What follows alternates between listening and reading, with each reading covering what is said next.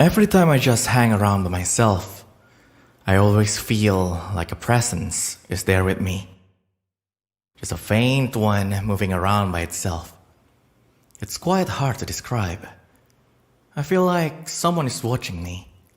No, they're looking after me. There's a feeling I can't really describe every time I think about it. It's comforting and eerie at the same time. I feel safe and in danger simultaneously. It's a weird feeling.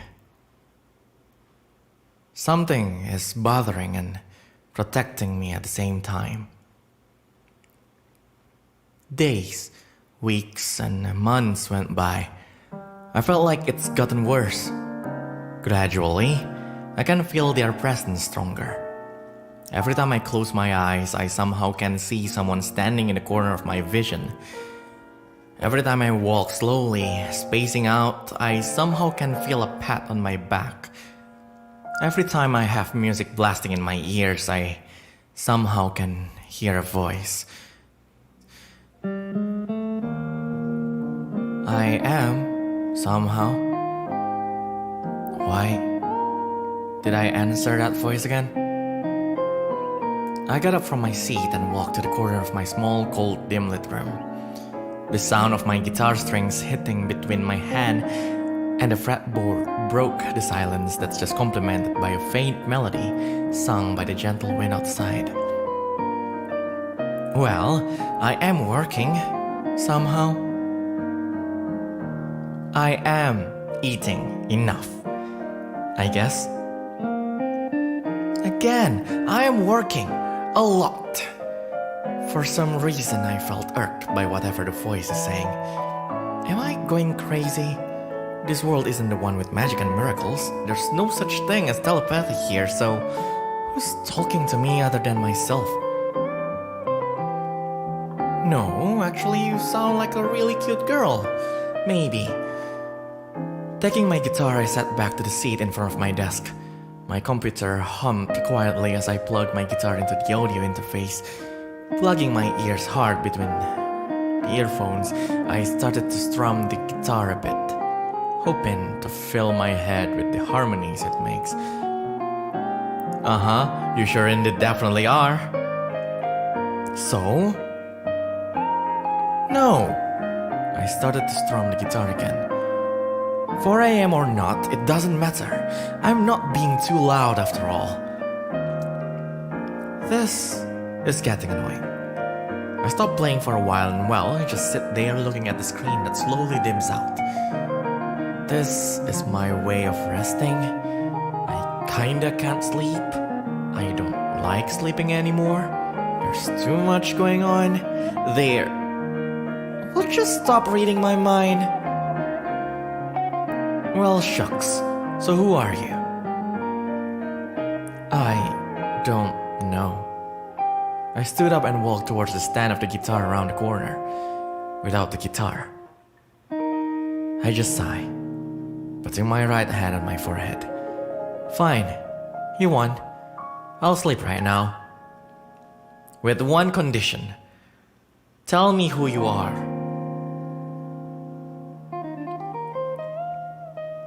Lily? Who the hell is Lily?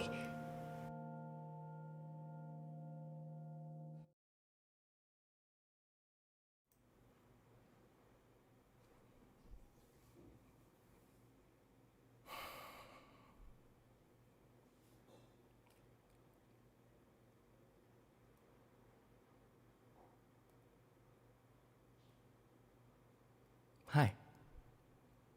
Udah pada mau tidur ya?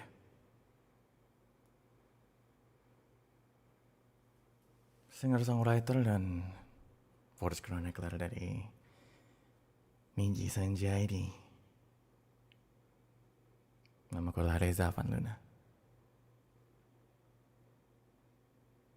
No, I'm not Awan. It's Eja.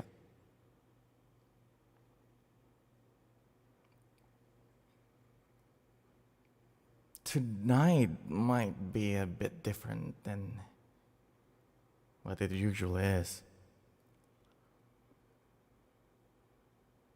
or what I've done before where I explain things or answer your questions. But I guess the only way to start is by apologizing to all of you.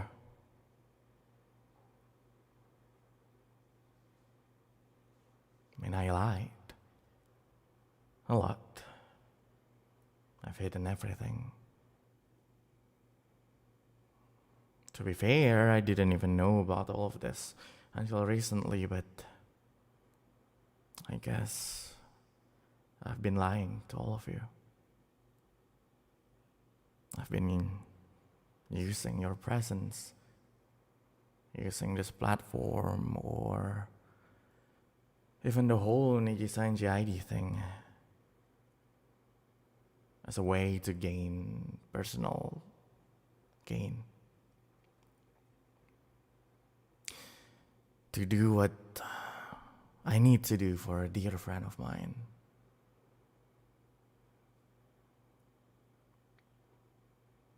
Or what they needed to happen.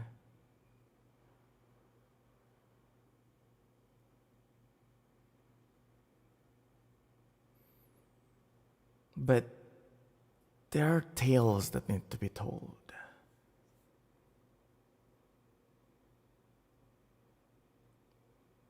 There are stories that need to be written and said to all of you to make sure certain existence stay or well or be strong enough to return.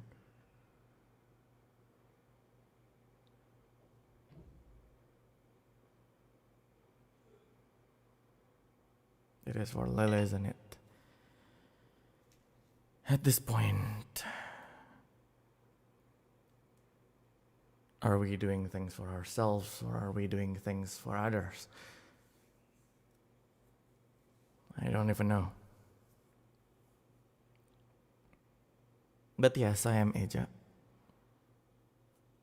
Not Awan. Yes, of course, in the void.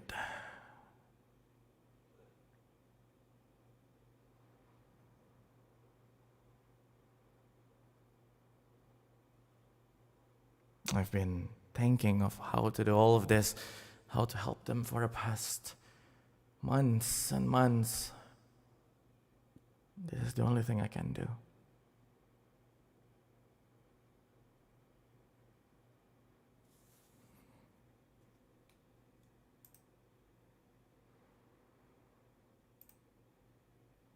By telling you guys this story about two people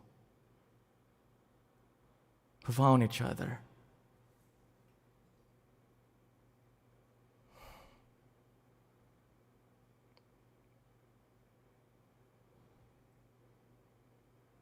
And yeah.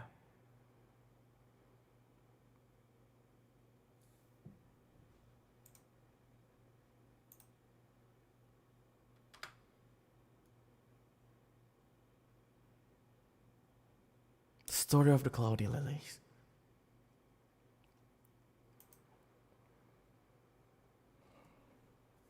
It's 6-part stories that I will tell you in this stream. Won't take long, probably, I don't know, 15 minutes each part.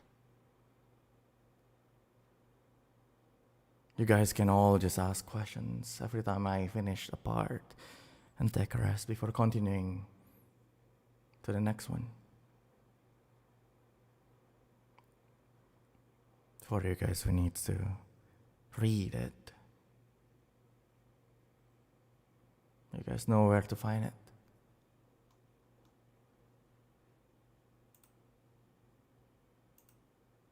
But maybe it's okay for you guys to just listen to, if you want.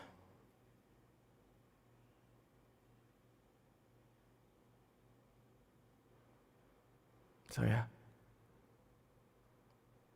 And then this is the part 1. Cloudy lilies.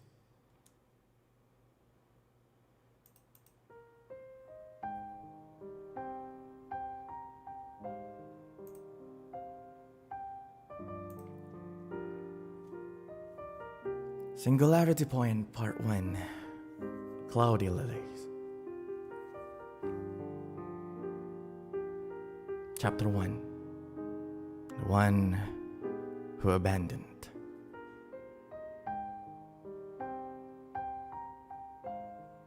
If we walk through the central hub of the crossroads, a bit far towards the east, then go up the uphill street that's usually full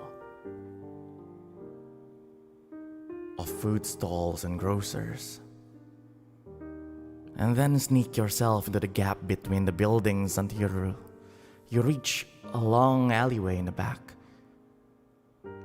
you will find a small building. It's of a middle-aged European design, formed by thick wooden beams and stone walls. A wooden door is attached to the side of a huge closed window. Above it, you can see a small steel plate, stained with a pattern of the galaxy, with the name of the establishment written on it. Uranometria. So this is where they're supposed to be. A young girl is wearing just a simple one piece, white but offsets to a bright yellow color at the end of it. Her long, oversized, pinkish, adventuring cloak sways with her steps going into the place. Her red hair is immediately greeted by a cool breeze that constantly fills the hall that is full of people, each of them wearing the same kind of armband with spider-like logo on it, like what the girl is wearing.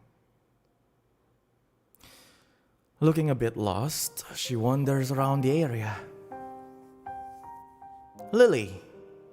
A voice can be heard across the room, from the bar. A young man is standing tall behind it, wearing a green apron that contrasts his reddish-brown hair. Despite the crowd, the girl can find him easily due to the reflected light from his flashy Dreamcatcher eye patch. The girl, Lily, walks to him. Her metal high-heeled combat boots make quite a noise with the wooden floor. There you are, Ptolemaeus. I told you to call me Leo, but your name is Ptolemaeus. But it's a head... Are you messing with me right now? The girl just grins. She sits down on a stool in front of her bar, putting her back to her side. Her shoulder slumps a bit before she stretches. Long day?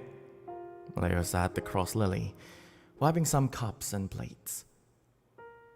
Kinda, but I am excited now. So, where is he? This boyfriend of yours. Best friend. Leo lightly pats Lily's head with a ladle. Yes, best friend. I still can't believe someone can be best friends with the infamous Cloud, she said while tidying up her hair. Besides, you never stop talking about him. I am his best friend. Or more like, one of the only friends he has. Well, one of the only 2 people who are friends with him. The other one is Lady Asmodeus, so it's clear that I'm the best friend. Our friendship goes way back. Can I get the strawberry milkshake? Hey, listen to me. I'm not really interested in your story, Leo. I need to introduce myself to this person. The grandpa is assigning me to his team. The last time I saw him, he was just back from mission and he was so cool. The excited girl looks around nervously, looking for someone. He's around backstage, preparing for the live show. Just calm down, he's just half his reputation. Reputation? What reputation? You didn't know? Leo is puzzled. I thought you're nervous about this guy because, you know. I know that he's infamous and why, but I'm not really someone who cares about gossip and stuff. Don't really know the details. Lily takes a sip from the glass of milkshake that she's got. But if it's a rumor about him you meant, then I know one. Huh? Interesting. Wanna share anything with the group? Cloud of the war zone. That's who he is, right? I heard he only takes missions that involve war zone. Is that true?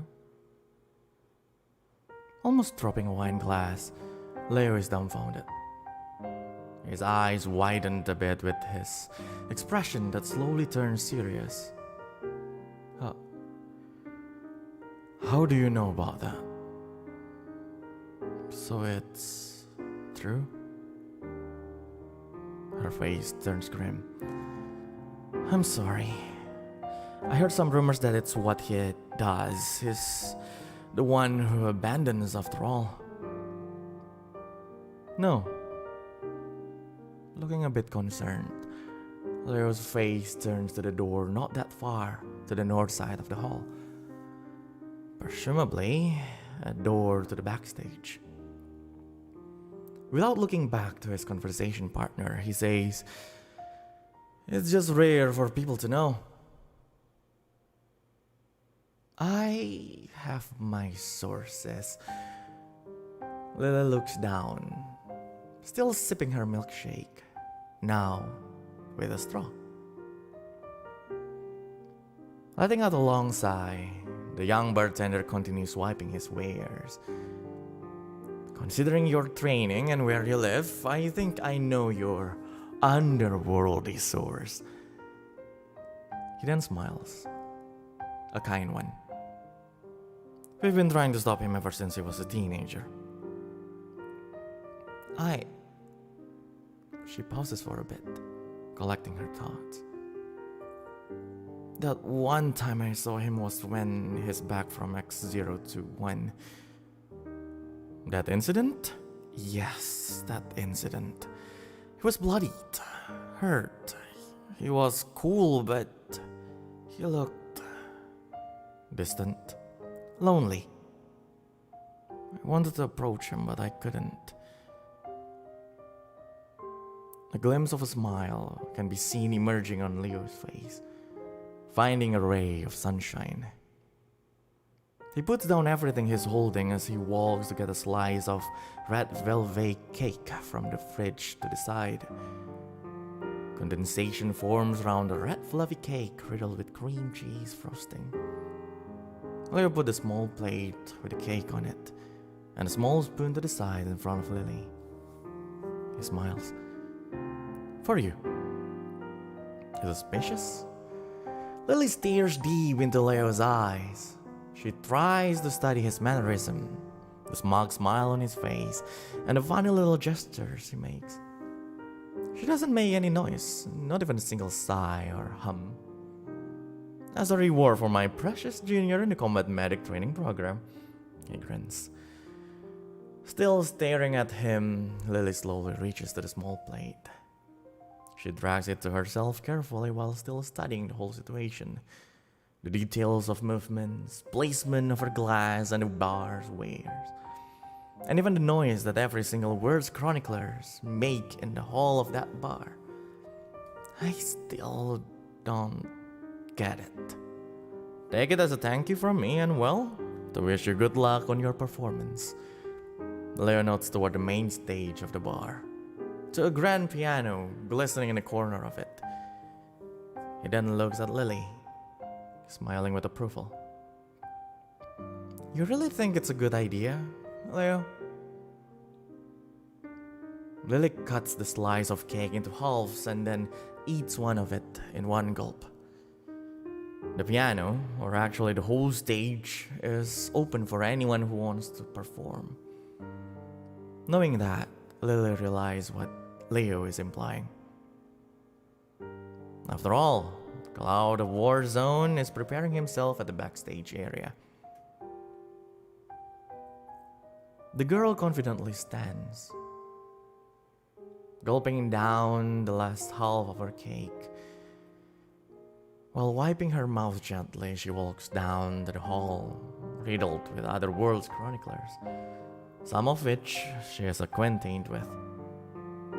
She glides towards the piano and sits behind it. It has been a while since the last time she played something performance-worthy. For the past 2 years living in the crossroads, she only plays songs she made and improv for fun. You play the piano? A voice startled Lily from behind her. A guy standing quite tall is looking at her from a few steps afar. His face looks a bit angry, but after a second look, Lily realized that he's just squinting his eyes. Hello, miss? The guy put down an acoustic guitar that he was holding, revealing a black jacket with a flag on its right sleeve and the words Chronicler armband on its left one. He has this messy black hair with a pair of purple hairpin on the side. It took not even 1 second for Lily to recognize him. The infamous Cloud, or the one more well known for abandoning his home world, Awan. Right. Hi there. Yes, I can only play some of my own songs, though. Lily was a bit startled by Awan's sudden appearance. Flustered by managing to keep her composure, she gently lifts the lid of the piano. She looks at the guy, tilting her head a bit to the right. I'm sorry, my glasses broke this morning, so I can't really see anything. I'm sure I've been glaring at you. Please go on, first come, first serve. The man doesn't even smile as he turns around, going back to the guitar. Lily giggles before putting her hands on the piano. You can play along if you want, Lily says, stopping Awan's footsteps. The man stops his stride as he looks back to the shy lady behind the piano. He just nods, silently. Taking that as a fake answer, Lily just proceeds to play a piece. Gymnopedy number 1. Something that reminds her of her father. She remembers vaguely.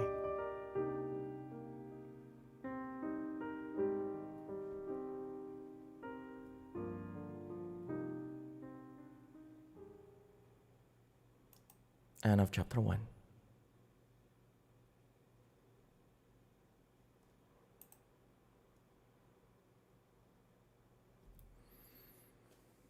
Well, it is still purple. It is, I guess, yeah. I was wearing purple hairpin since the start, I see.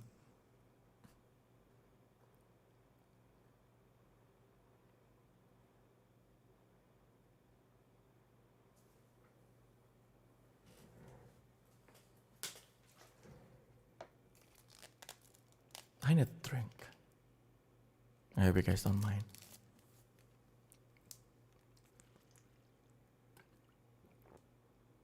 Is Awan actually that clumsy? Well, he kinda is.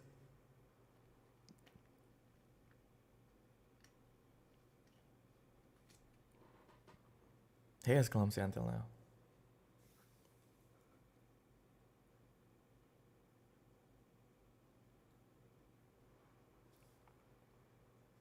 Before we continue to the next chapter,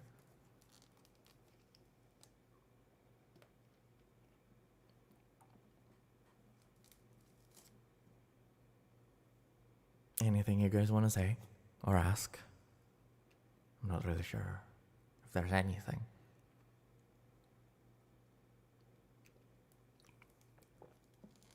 Some of you probably already went through the next chapters.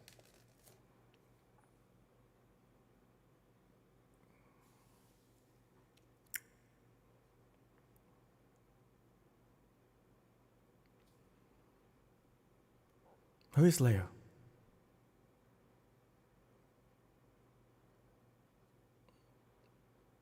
The best friend of the cloud of the war zone, I guess.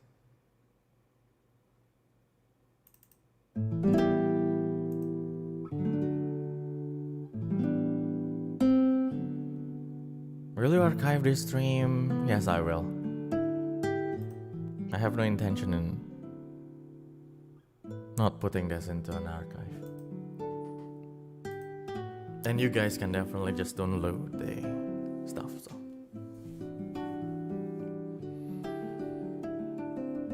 Is the incident going to be explained in a later chapter, or is that for a future part? Who knows?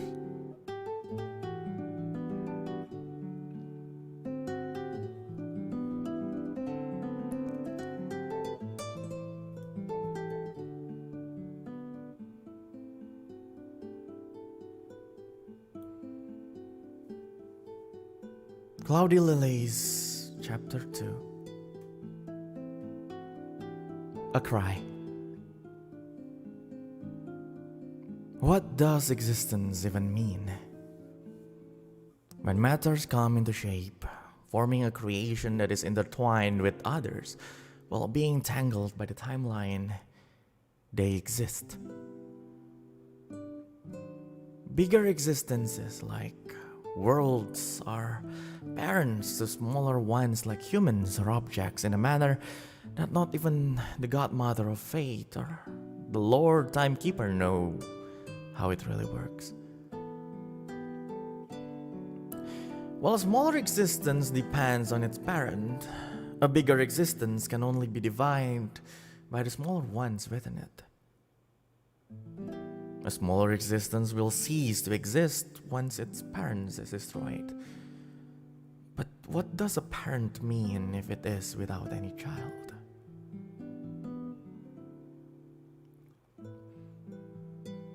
Are you sure you want to renounce your entanglement to your home world? Yes, I have no ties anymore to whatever resides within it.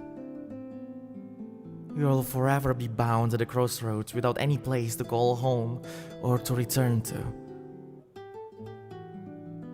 I am aware of such consequences and made such decisions with a mind that knows so. Very well then, Reza Avanluna. Your connection with your home world has now perished. I, Asmodeus, with the power given to me by the Lord Timekeeper, hereby announce you as the denizen of the crossroads of dreams, the bridges of worlds, or the looms of timelines.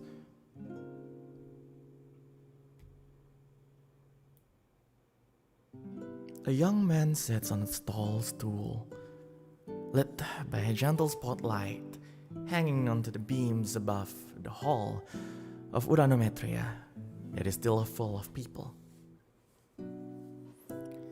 He found himself spacing out in a daze as the familiar tune composed by Eric Satie echoed from the piano that's still playing just a few meters from him.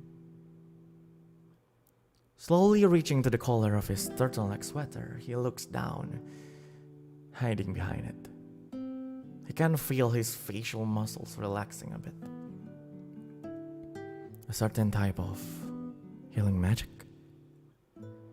Curious, the young man stares at the direction of the pianist girl. He stands up and goes a bit further back, hiding behind the pretense of preparing his performance. He takes off his jacket and rolls back the sleeves of his cream-colored sweater. Squinting his eyes, he stops around his guitar, captivated by the melody that the unknown girl is making.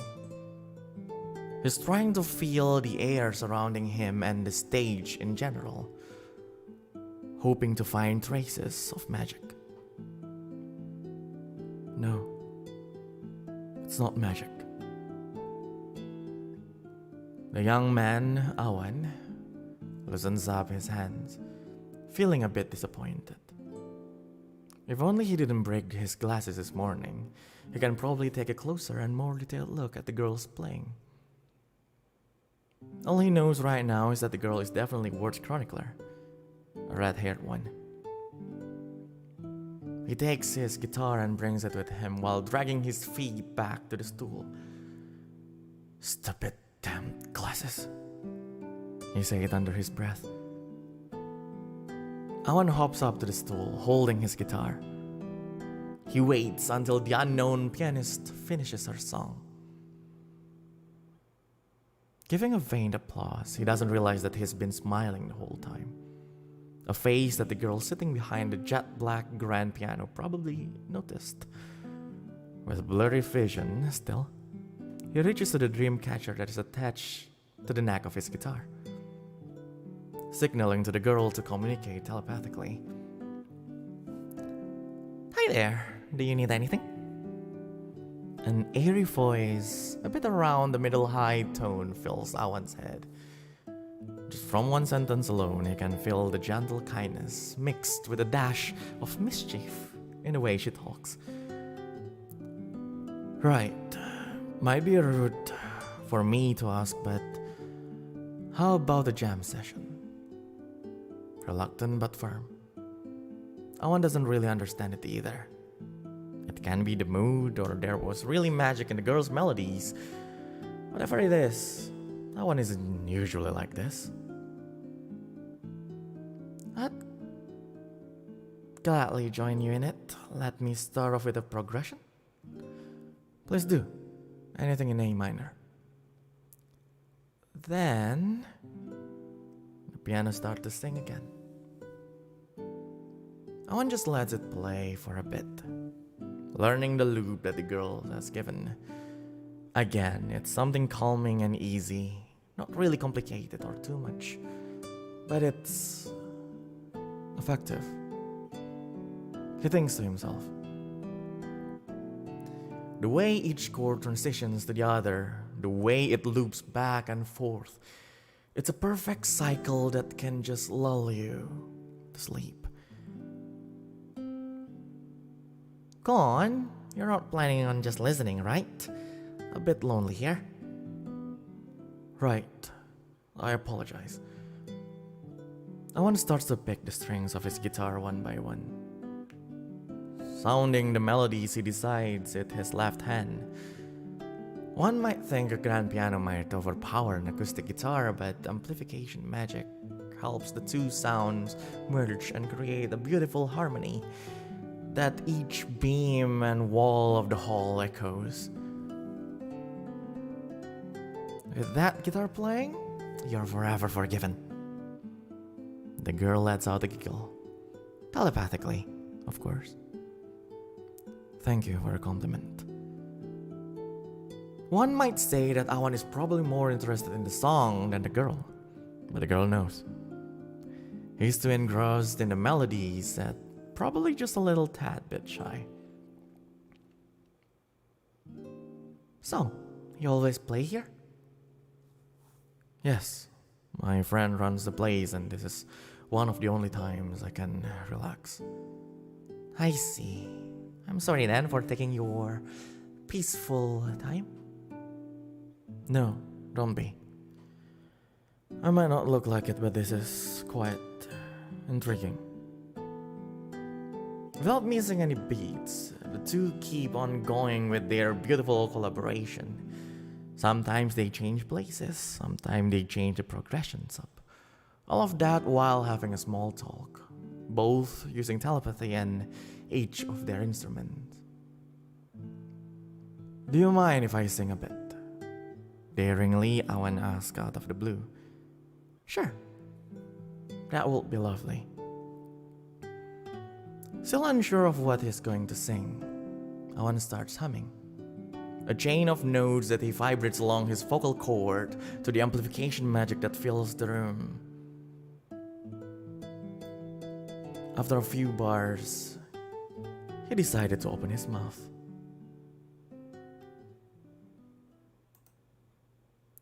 Far and far away, the sun slowly went its way. leaving those who stand still in the past, stopping it. Nobody dares. Reaching the end of May, spring has nothing left to say. As I cry in agony, I scream, knowing that nobody cares.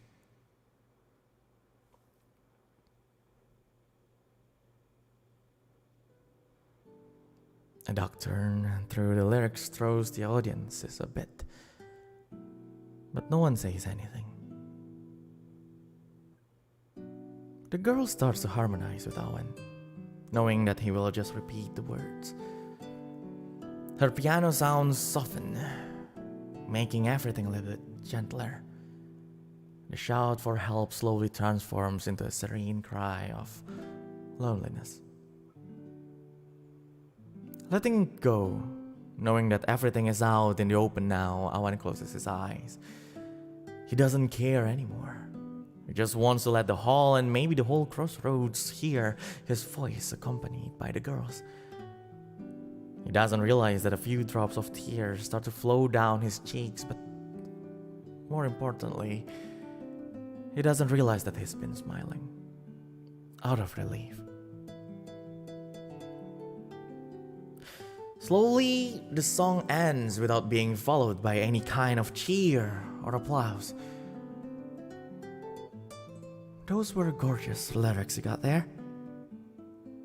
I humbly thank you. Owen slowly opens his eyes, noticing the silent hall.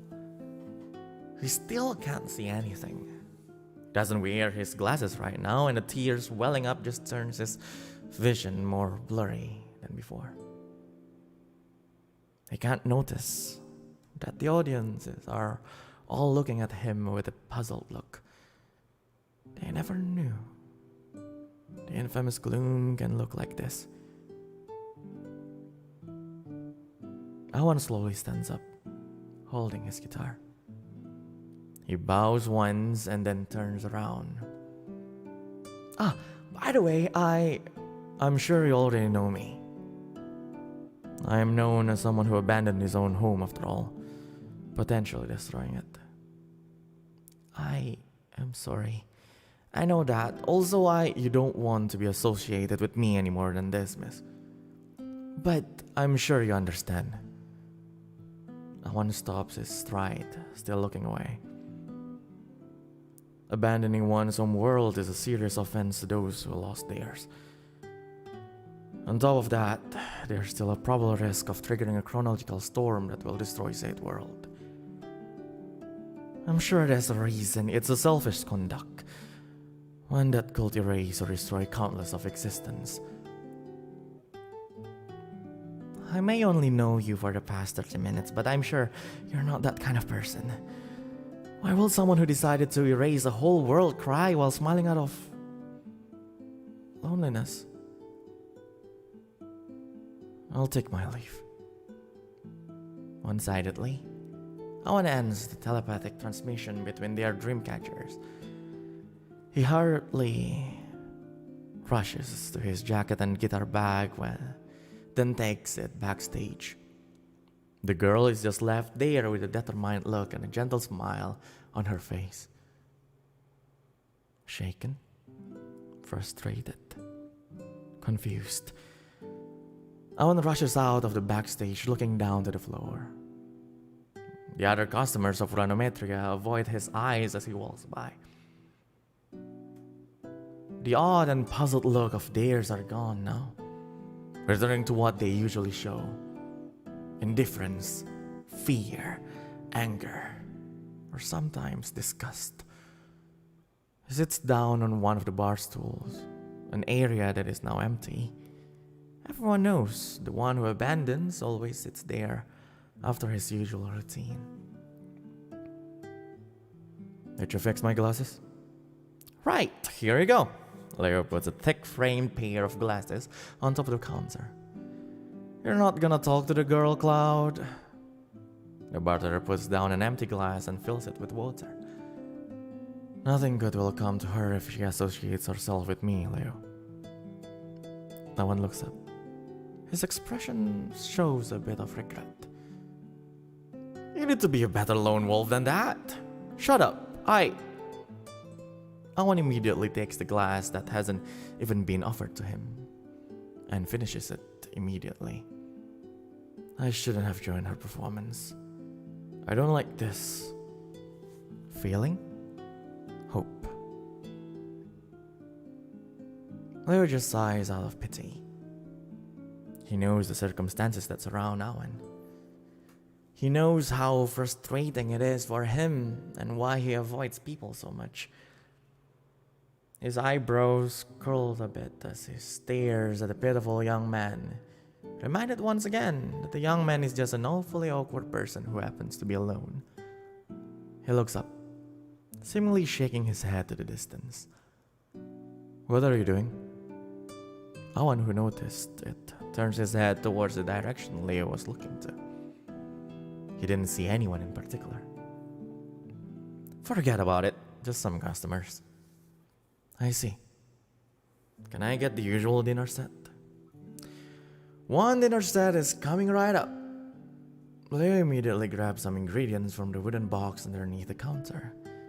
A few cloves of garlic, half of an onion, tenderized chicken breast, a couple of eggs, and a few bottles of different kinds of sauces. He pulls a portable stove from the side and turns it on with magic. He starts cooking with this small chuckle out of his mouth. What is so funny? Awan stares at him, strict. It always amazes me how a person like you can have this classic oyakodon as your favorite meal. Ow! Leo loses focus a bit, burning his hand on the burner. That's your punishment. I can have as many favorites as I want. Not even changing his expression, Awan retorts. Smile a bit, please. Your best friend here just burned his hand. As if that's funny enough to smile about. Besides, rather than best friend, you're more like a nosy auntie. I'm not even sure how you can say those lines with a deadpan expression. Leo shakes his head with disapproval. Awan patiently waits for the food to be done. At the same time, the customers of Ranometria go home one by one, knowing that it's time for them to leave. It's hard to tell in the crossroads, considering that it has an eternal golden hour sky, but there's a way to tell time there. So, who's the girl? Pardon? Awan is interested to know a girl's name. That lady Asmodeus freezes over. Mischievously, Leo smiles at Awan. She's a worst chronicler. That's what I know, at least. I couldn't see much because I broke my glasses, but from the sound of her boots, I know she's a combat medic. More importantly, she's from Earth and can play piano seriously well. Who is she? Some kind of person from the early 20th century or something? For you to be this chatty, she must be a hell of a pianist. I'm just curious, that's all. Leo stares at Awan. Long. He sighs. Can you at least play along? We all know that you're just curious. Leo shrugs. So? Well, let's just say... time will tell.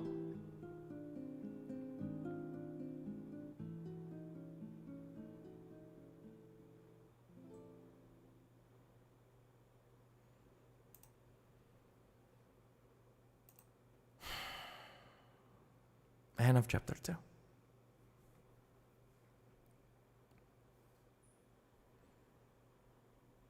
Well. Turns out Awan likes oyakodon.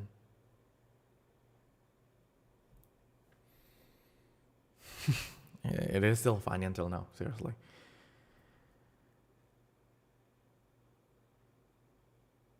The lyrics were so dark, bro. I know. But what can I say? Why A minor?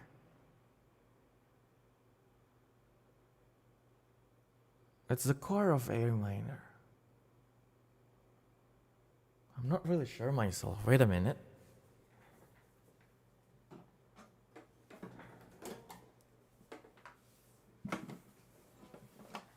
one told me about the progression before.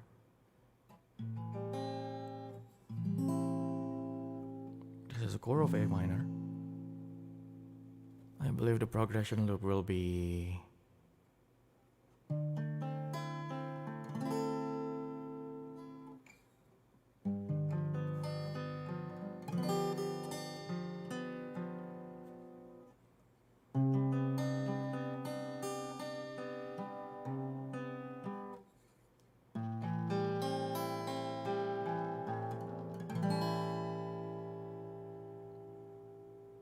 as far as I know, that was the progression. Yes, he told me before when I become aware of the story. Of course, my memories about this was a bit hazy at that time. That's why he showed me what it is. It's just looping back and forth. I'm not really sure why, but well, there you go.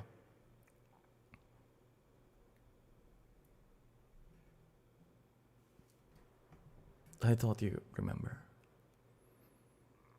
There's a lot of things that I don't remember really well.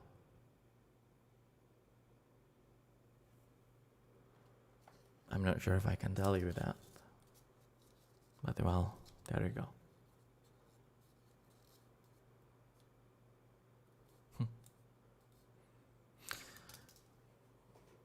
Let me have another drink.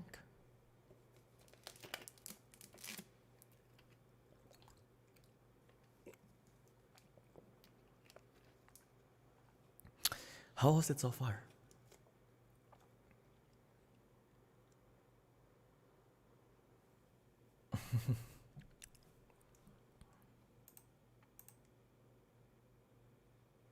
And I see there are 130 people here listening to this, I guess. I am in pain, but that's good. I can say that it's not the most happiest story that I've ever read, yeah. It's getting there. I can feel that we're getting there.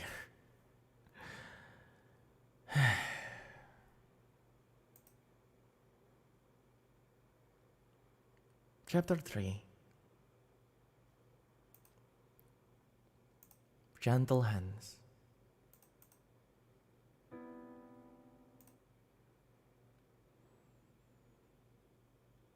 I can't possibly take care of such a fragile...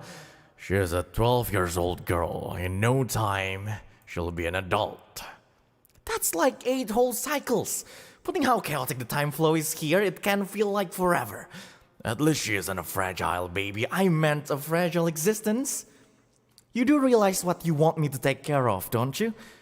You'll be all right. I'm sure in your previous life you were an excellent mother. As if you knew me before I came here. Just do it, will you?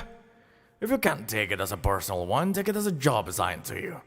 It's a human being, a sentient creature. And you're saying you're incapable of doing it? Fine. I'll try taking care of it. Good. Now start from referring to the child as a she or a her.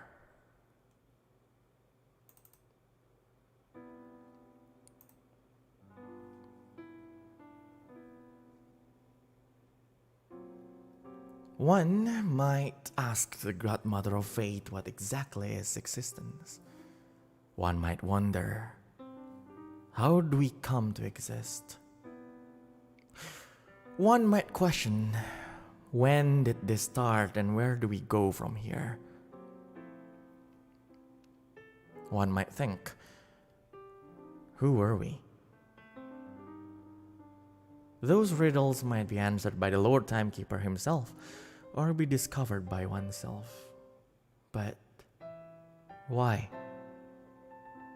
Why are we here? Why do we exist? It's something that will always be left unanswered. And I have to deal with those questions all the time.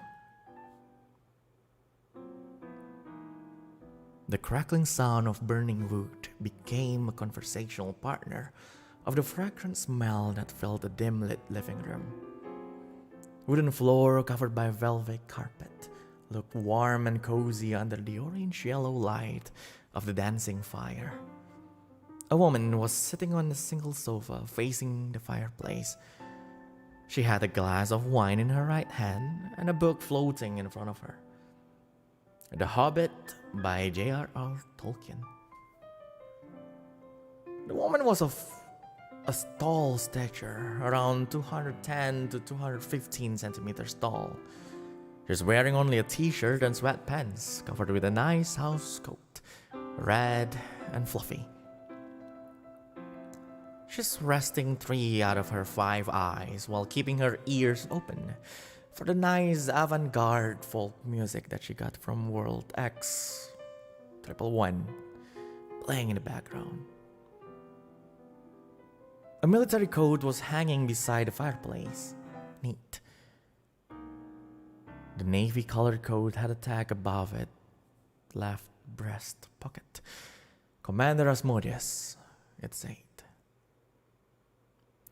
"Sister, I am home." A voice of a young woman echoed from the entrance of the mansion. It sounded a bit cheerful, but there's something off.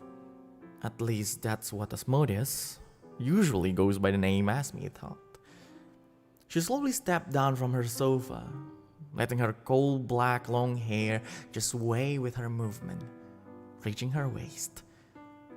Walking to a table on the side, she put down her book and wine glass while telekinetically tied her hair up to a ponytail. "If you're bringing a cat home again, I'm going to need you to toss it out." Asmi lazily walked out the front door, passing by a few doors and a huge hall in the middle of the mansion. It's a mystery how the young girl's voice can even reach the living room. The only one who can let out that cheerful and loud voice was her only sister, someone she took in 9 cycles ago. Actually, Asmi can sense her steps from kilometers away, but she just decided to ignore them.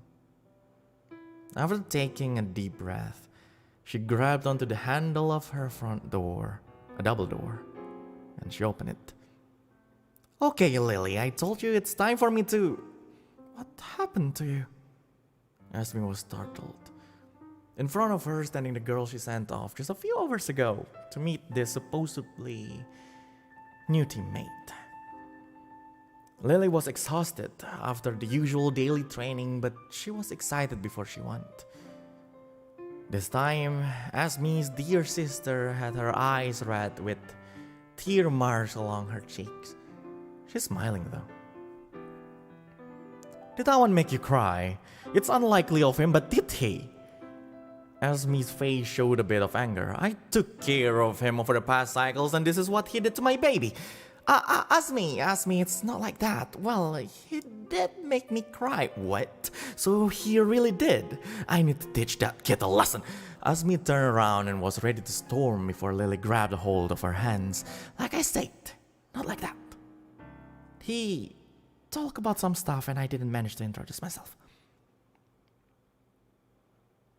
Asmi stopped as she looked at her sister's eyes. "Some stuff." Her eyes widened, noticing Lily's sincere expression. She more or less could predict what Awan told Lily. She sighed. "How much did he tell you?" "Can I go in first?" "Yeah, of course. I'll pour some tea for you." Lily told Asmi everything that happened in Uranometria while the two of them walked to the living room, back to where Asmi was. The two sat across each other on each of their own couches. "Geez, you always have the living room this dark. It's the perfect lighting for me." Asmi flicked her right hand to light a few candles. "But if it's this dark, it's not really a living room." Lily grinned innocently. Asmi shrugged while rolling her eyes. "So?" Lily stares at her sister with a pair of huge, curious eyes opening wide. "Right, where were we?" "Asmi, who was pouring a cup of warm jasmine tea, turned back her focus to Lily.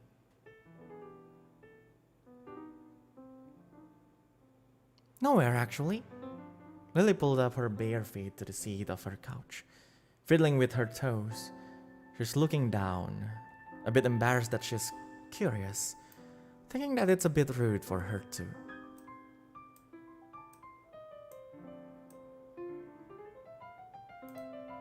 Asmi looked back to towering bookshelves tucked nicely around the corner of the living room. She opened one of her closed eyes, squinting at the books there. As if she found something good, her left eyebrow twitched. She pointed at a certain book from the bookshelves around 10 meters from her. The book started to levitate and glide towards the two girls.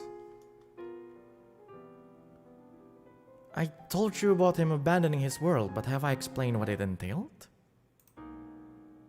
Confused. Lily just shook her head while watching the book, floating to an area between the two of them. Theory of Existence, Volume 5, Acknowledgement Chapter. The title is engraved, golden, on the leather cover of the book. Slowly Asmi opened the book, showing a certain page regarding the renouncement of homeworlds. Okay, pop quiz. What will happen if you do whatever you like in a world that's not your home? Everyone knows that. They're going to be erased by the world itself. Yes, but why?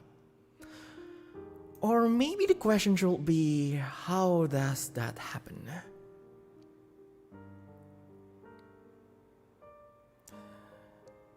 Lily put her fingers on her chin, rubbing it. She tilted her head to the right while rolling her eyes, seemingly thinking. She wasn't really sure herself, but the scolding that she would get from Asmi if she failed to answer the question.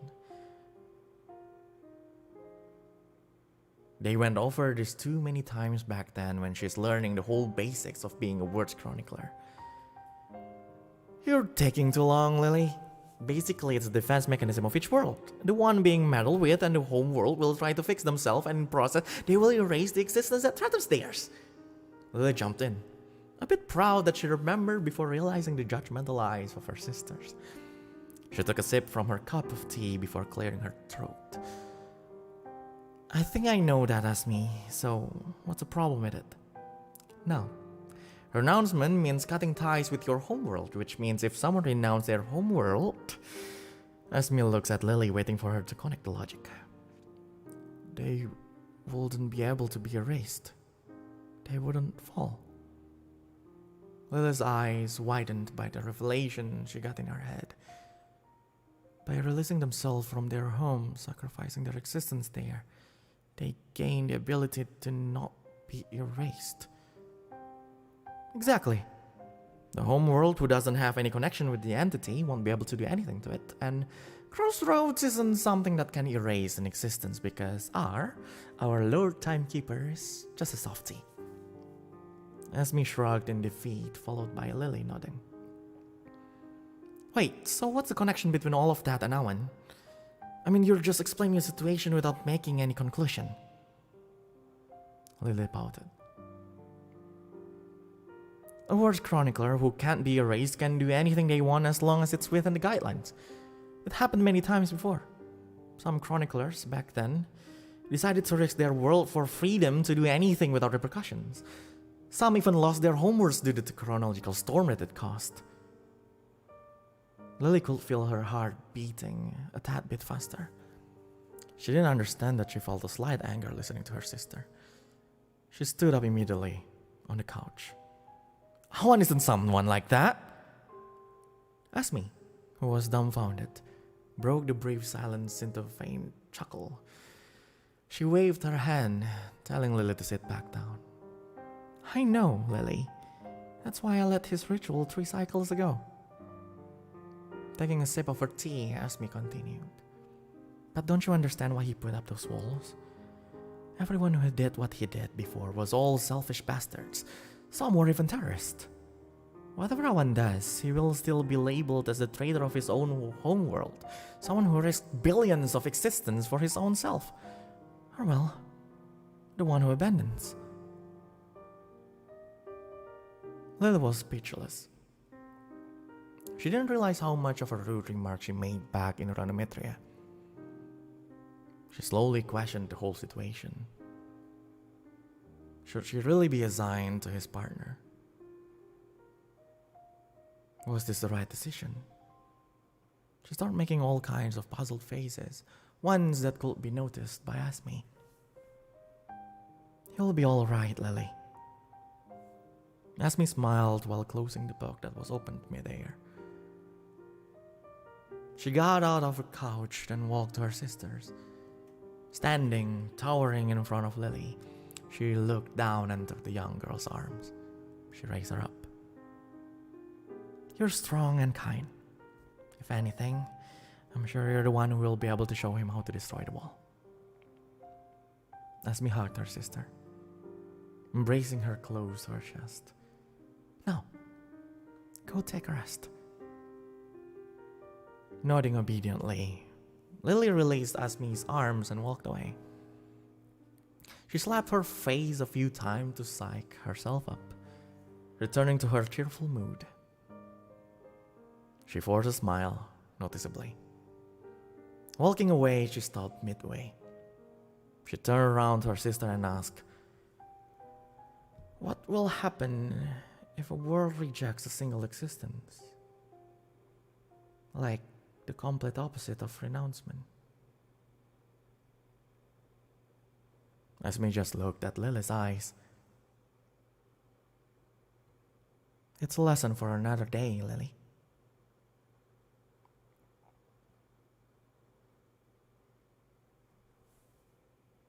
But seriously, R, who in the hell is this girl? The last shard of X732. Shard? Wait a minute. Wasn't X732 in chronological storm not even a cycle back? Exactly. At the end of its time, the world let go of some of its existence. And that last sliver of existence is this 12 years old girl? The one sleeping in my room?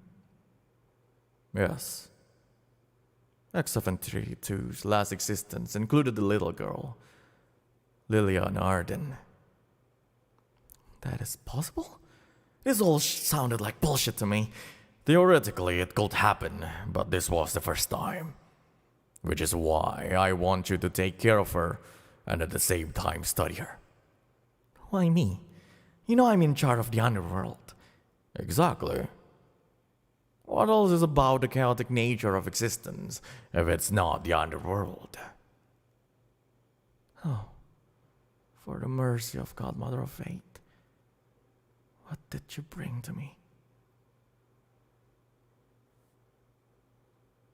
End of chapter 3.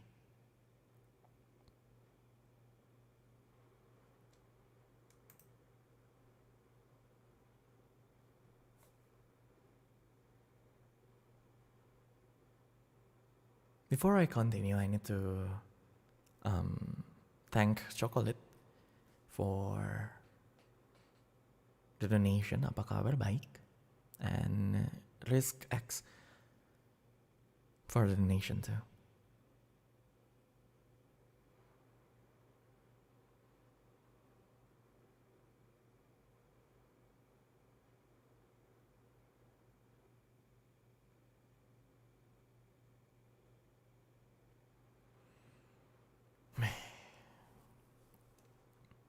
Please drink. I am drinking, yes.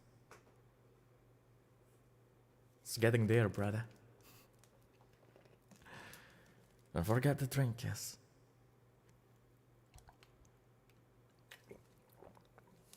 Who's R? As far as I understand, R is the way Asmi called the old man, the timekeeper old man. She called him R. Kind of thinking, does he even have a name? I'm not sure.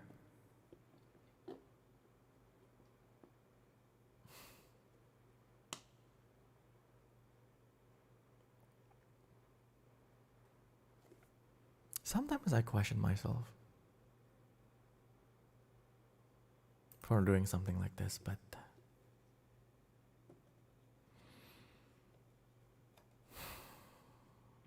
the story needs to be told.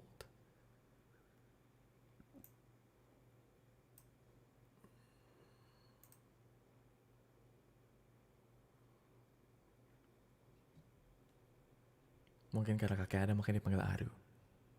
Kamu shiramase.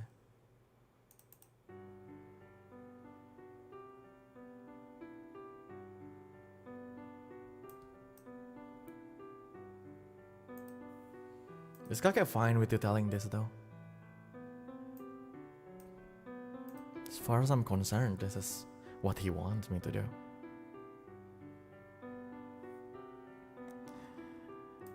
It was all a ruse. I mean, I told you guys that I finally got the permission to tell people my tales, and turns out he's the one who pulled the strings, so I tell the tales.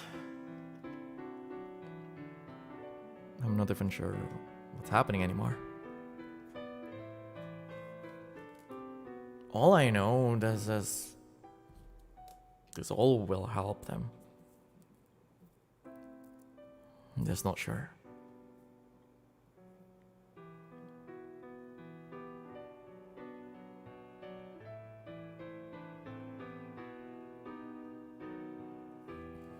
Aru, makeru na aru. Oh my god, I'm so gonna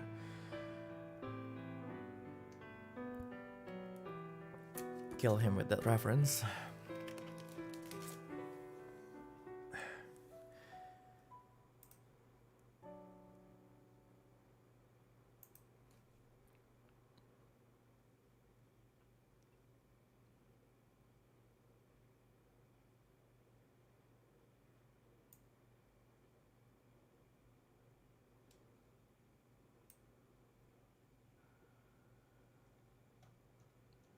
Chapter 4. The one who abandons.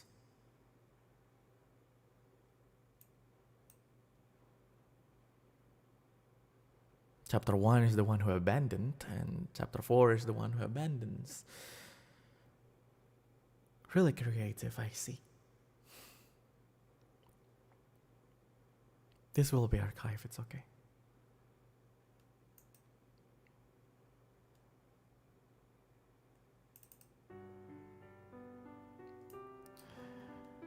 A few pairs of footsteps came in through the front door of Ranometria as it swung back and forth. 1, 2, or at least 4 people entered the establishment. Leo, who's been having a conversation with Awan, stood up. He threw the towel he'd been fiddling with away to the sink. What can I get for you guys? One of the 4 was a towering half-giant, at least 2 meters tall. He had a balding head reflecting the warm lights of the bar's interior, emphasizing his face full of wisdom. Wearing something that could only be described as a traditional Korean garment, meeting a combination of military uniform. The middle-aged man walked to Leo. 4 bottles of cola, the usual, and this guy out of this place. The old man pointed at Awan. Leo scoffed. Awkward. He eyed Awan, who was finishing his dinner. He raised his hands, opened. Rez, you know I can't do that. Not being able to drink my soju is already bad enough. I don't need this right now. Rez, you say that literally every time you're here. Well, every time you're here at the same time as him. And I'm going to say it again, Leo. Enough. Awan cut the old man off. He put together the utensils he used tidily and pushed them back to Leo. I'm finished anyway. Awan stood up, carrying his guitar case.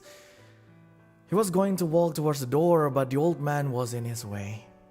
He looked up and stared into the stern eyes, looking back in disgust.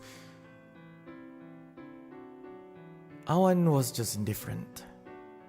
He nodded at the men, weirdly showing his respect in the greeting.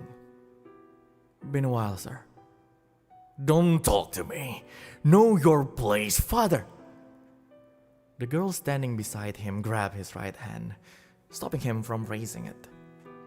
She looked at his face, shaking her head with a disappointed look in her eyes. The half-elven girl had her pointy ears covered by the blonde, long, wavy hair that reached her waist. She looked at Awan, a bit apologetic, then nodded at him. I apologize. We haven't been home for a while. Mission in X284 took us a while, and we're going back there after this. You know how hard it was for him not to do anything in a war zone situation? It's alright, Annalie.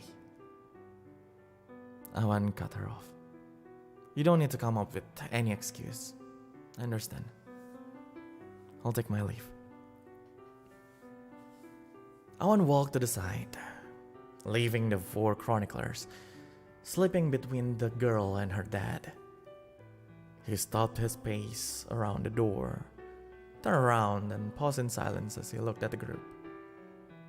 He then bowed, deeply, towards Rez before exiting the bar. Awan walked further away from, leaving the noise of a fight of a father-daughter couple inside. Realizing something, Awan stopped suddenly in the middle of the street. X284. He grabbed the phone he had in his pocket and started scrolling through it. That's the next one, huh?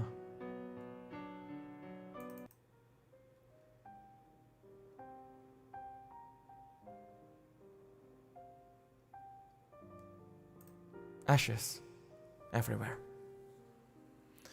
A hooded figure was walking through the street of a small city, not that far from Titania's outermost garrison.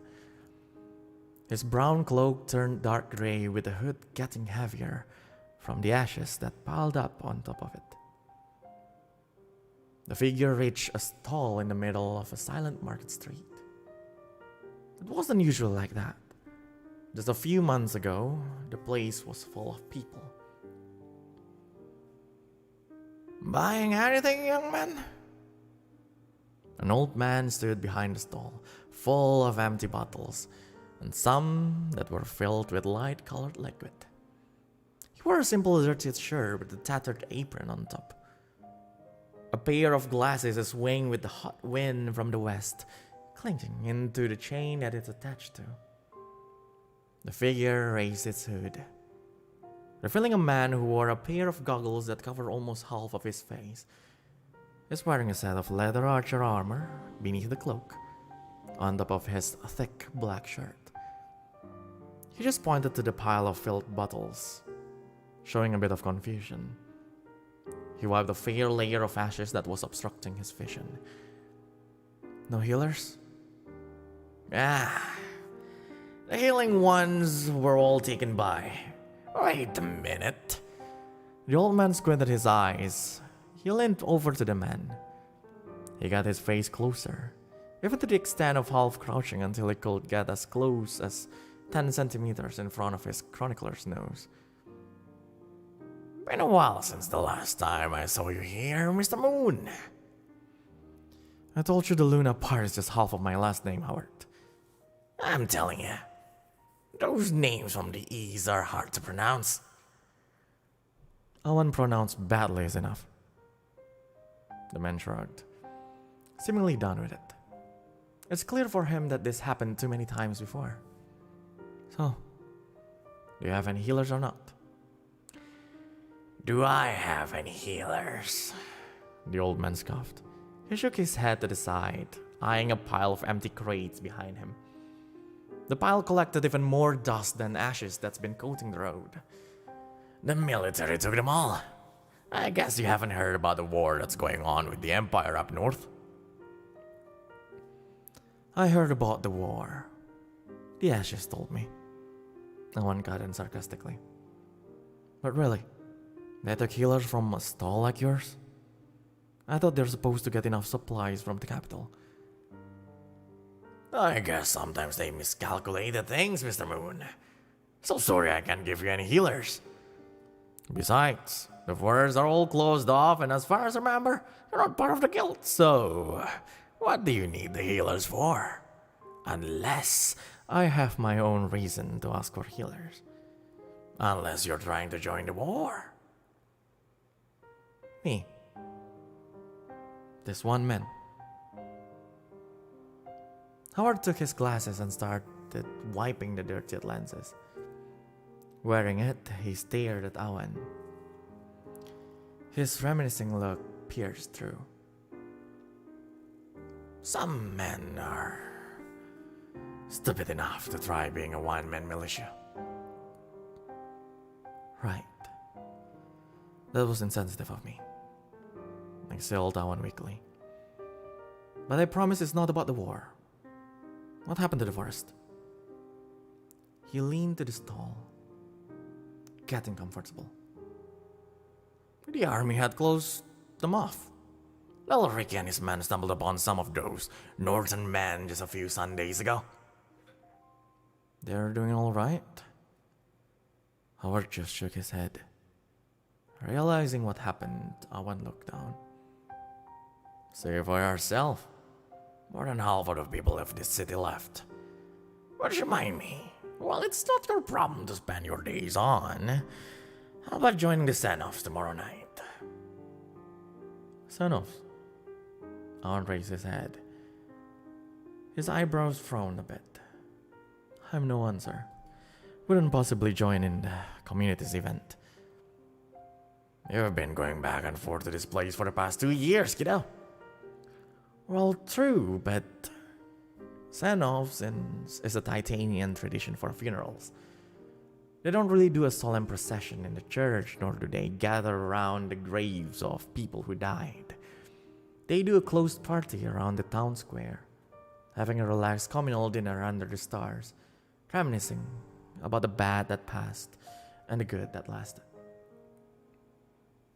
Awan felt uncomfortable about joining such communal event. Even though outsiders are welcome to this kind of events, funerals should still be something private after all.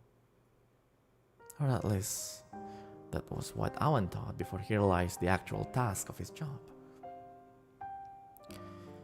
Looking closer at what the people feel, huh? Awan exhaled.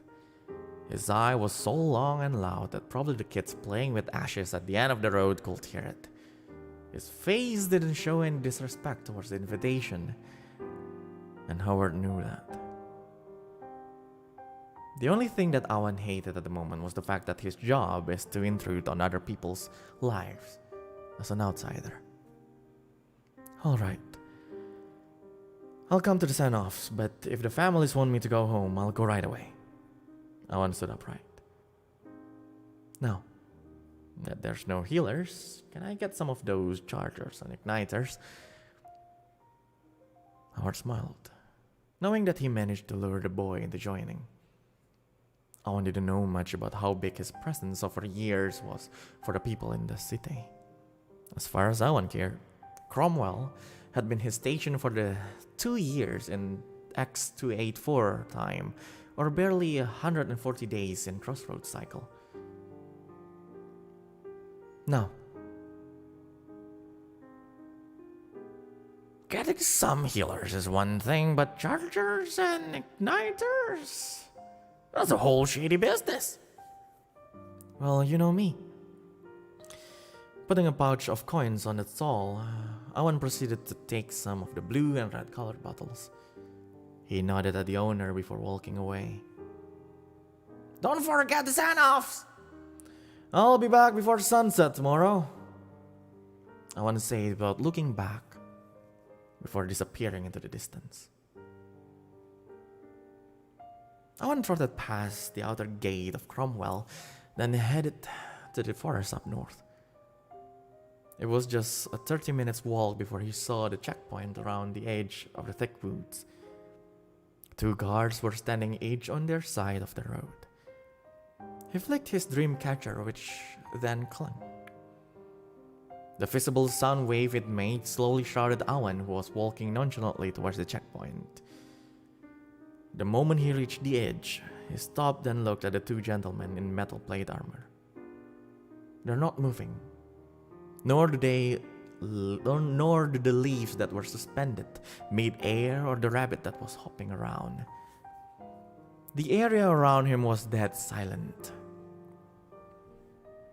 Awan nodded before continuing his stride. He hid behind the tree to the side before flicking his dream catcher once more. Ambient sound and the loud wind, followed by the rufflings of grasses, slowly filled the chronicler's ears again. Regaining his composure, Awan took one of the charges he got from Howard, opened it, and downed the viscous blue liquid in one go. He walked uphill through the wild, lush forest, spotting a cliff. After walking for almost 2 hours, he reached the cliff. He climbed it, revealing to his eyes a wide opening where the ashes were supposed to come from. The field spread wide, enough to be a warfield. Watching from afar, Awan wasn't sure. Which one is right? Which one isn't? As far as Awan knew, he's an outsider. At this point, is the Empire so wrong for wanting to spread what they think was right? Is Titania so right even though they didn't even try to evacuate everyone from Cromwell? At this point, letting Cromwell go was probably the most rational strategy, and letting the whole city be empty will destroy the whole point at all. Awan sat down under a tree and started to write things down in his notebook. The Cromwell garrison is failing. They're going to fall back in less than 48 hours. That will be the end of the city. A deep, husky voice startled Awan not long before he noticed a pair of footsteps approaching. The towering half-giant stood beside him. It's Reza. Sir. Awan stood up, looking down. Ignoring him, Reza stood up straight, looking at the war zone with a face of regret. The giant axe is upright, sandwiched between his hands and the ground, almost 2 meters long, reaching his chest. That's the news from the capital that I heard during our previous visit. We couldn't tell anyone about such information, obviously. Sir. Including the information that they will slowly return from the garrison starting months prior. Awan, who was going to stop him, fell speechless. He tried to regain his composure but eventually failed to do so. You mean... He tried to take another deep breath. You mean the hunters died because of the Titanian army fell back from their garrison? They left the city to die off. No. That wasn't what happened. Then what? I've been trying to figure out what happened in the city for the past 3 days, sir, but... They lured them here. Cromwell is a detour from the Northerners' route to the capital. The city is just close to the war zone. It's never in their radar. Reza turned to the puzzled boy, looking stern into his eyes as if that fact was an examination. You played your war games for the past 3 cycles, Awan. What do you think is happening? Awan immediately flipped through the pages of his book. He reached the back cover of it and took out a map that was tucked inside the cover's pocket. It's a map of Titania, a tactical map of it. There's nothing he could find inside the map that would help him answer the question. Cromwell wasn't really a strategic place. It wasn't supposed to give any tactical advantage. From the area around it, there shouldn't be any way Titania could do a pincer ambush on it. Cromwell was safe. Too safe. If anything, this will just pull the Empire's line to Titania's territory. Cromwell's basically in a rest area for them. The Northern Army is far from their home. A place like this is obviously something they need. Avan stopped his movement. Something is awfully suspicious. Cromwell was a place that could easily be the rest area for Titania's garrison, not something to be sacrificed. That should have just resupply and raise morale in the city, just like how they took all of the healer potion. This wasn't a defensive maneuver. Exactly. Avan took another map from his notebook. This time, it's a detailed geographical map that had every information he needed, from rivers to mines, from the core of the planet to the skies. He put the huge map on the ground and then sat on it. He focused himself on the region where Cromwell was and started to read it closely. His suspicions were right. Cromwell was sitting on the roof of an old mine. The mine was closed off 67 years ago because of some monsters' infestation. The people of the miners' town back then decided to stay and made their home into a city. They're trying to bury them into the mines. Exactly.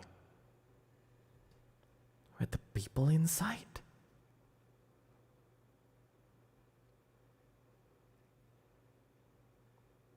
End of chapter 4.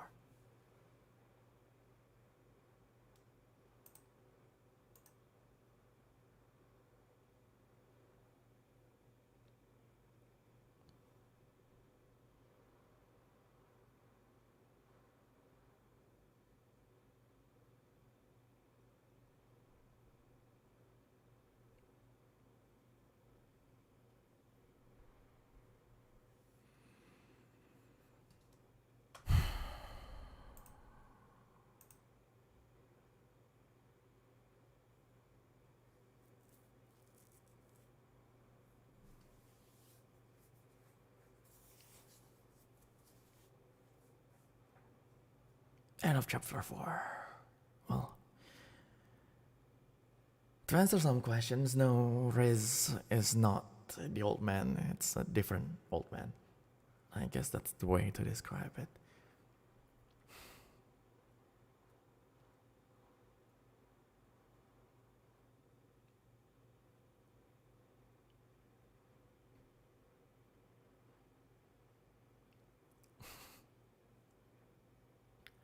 One thing to say, I want to punch that guy. The half giant? Well, I guess so. How is this free? What is?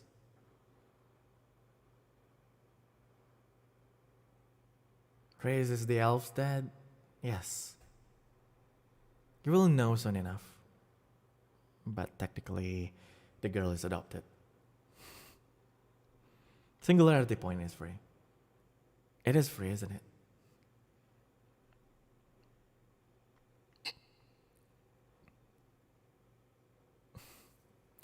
Dreamcatcher can stop time.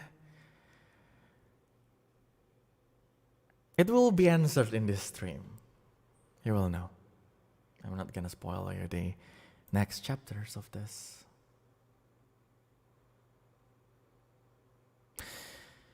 So, let's just continue, isn't it? Let's just continuing this is probably the best way to answer some of your questions.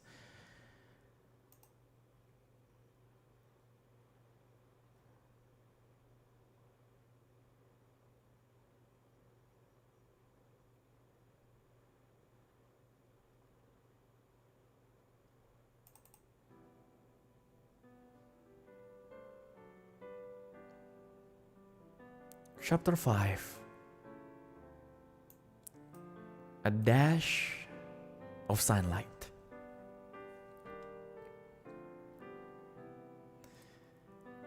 The sun was setting the next day. People of Cromwell who were left set up a dinner party in the town hall around a small cleanup area. Small lights were hung, tables were set up, food was made, and a bonfire was built in the center of it all. Send-offs for today were, after all, quite big. Looking from afar at the whole event were three figures. Chroniclers. One was a tall half-giant who was sitting under a tree that fortunately was tall enough to cover him. One was a blonde elven girl. The last one was a red-haired girl whose hair braided and put to the side. She was the only one who decided to join the crowd. Miss Arden, I don't think it's our place to join them.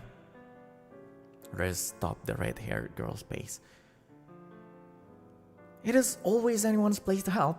The girl looked at him. She playfully shrugged before she skipped away. And call me Lily.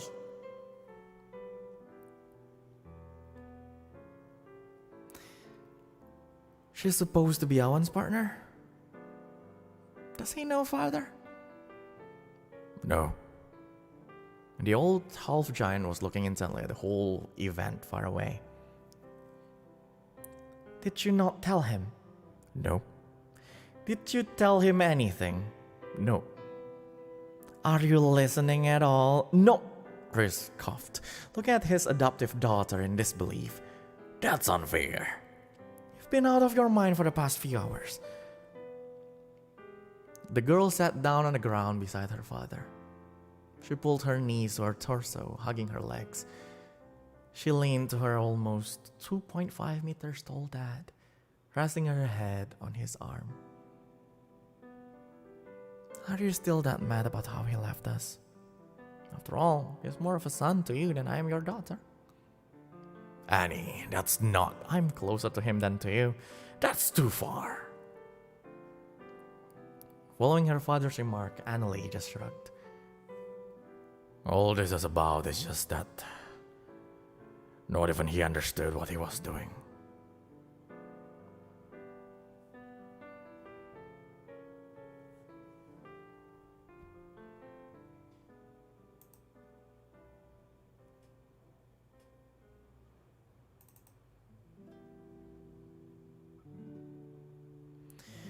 Darn it, I'm late.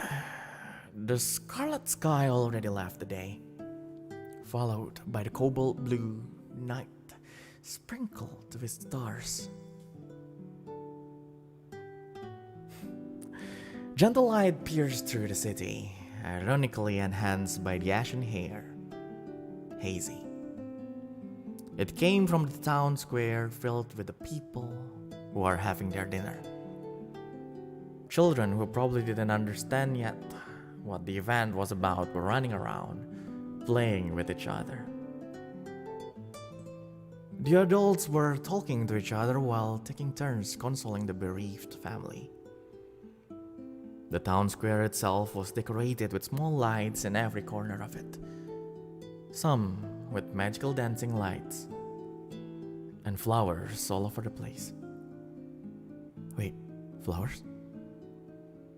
Awan immediately ran towards some of the flower beds. He crouched down and took a closer look at them. They were new. None of them were here yesterday. Not the bed, nor the flowers. He looked around trying to spot anyone who's probably not part of the city. Something was odd. He was sure about it. He tried to study the flowers and anything around them. The flowers were local breeds, but they were out of season. They were definitely grown with magic. Crossroads magic. Something the matter, Mr. Moon? A familiar voice emerged from the warmth behind. Do you perhaps know who put this up? Awan didn't even bat an eye. His stares were still glued to the flowers. Ah, flowers. That should be the angel there. Angel? Awan turned around and noticed the faint melody of a flute that had been dancing around the atmosphere. Howard had already raised his hand, pointing towards the source of that sound. A girl, red-haired, was having the time of her life playing the flute in the middle of a group of children. Her pale skin accentuated a pair of blue eyes that glimmered within the hazy air. Awan's heart couldn't control its own pace, nor could Awan realize what it actually meant. Not even the dispersed light helped him. Not long after being lost in that view, he noticed the dream catcher that was hanging on the girl's neck. This melody, this effect. It's her. Awan paced his steps forwards towards the girl but stopped at a distance, letting her finish what she was doing. The girl noticed him but continued her performance. The flute's melody carried by the soft timbre it had calmed everyone around until it was time for her to stop and put down the flute. The girl walked towards Awan. Hello there, what were you thinking, miss? Dumbfounded, the girl frowned. No. Awan turned around, then walked away, not even communicating with the girl that she needed to follow him. The girl followed him anyway. I must say that this is a weird way to introduce yourself to a stranger, teased the girl. It is because this isn't. The two stopped in front of a flower bed. Awan angrily pointed at the flowers while judgingly looked at the girl. She just tilted her head, confused. Awan pointed again at the flower, now more aggressively. The girl raised her right hand. Question, teacher? You're asking me what's going on? Following that question, the girl just slowly lowered down her hand, grinning nervously. Awan sighed. He was looking at the girl in disbelief. How could she not understand what he meant? You're a chronicler, aren't you?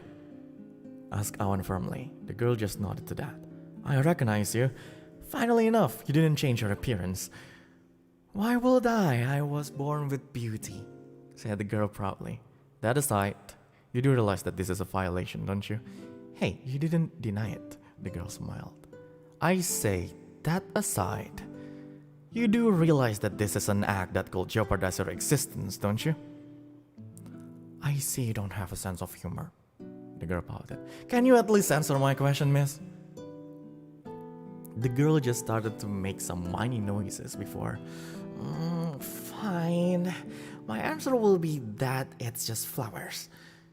I'm sure X384 will understand.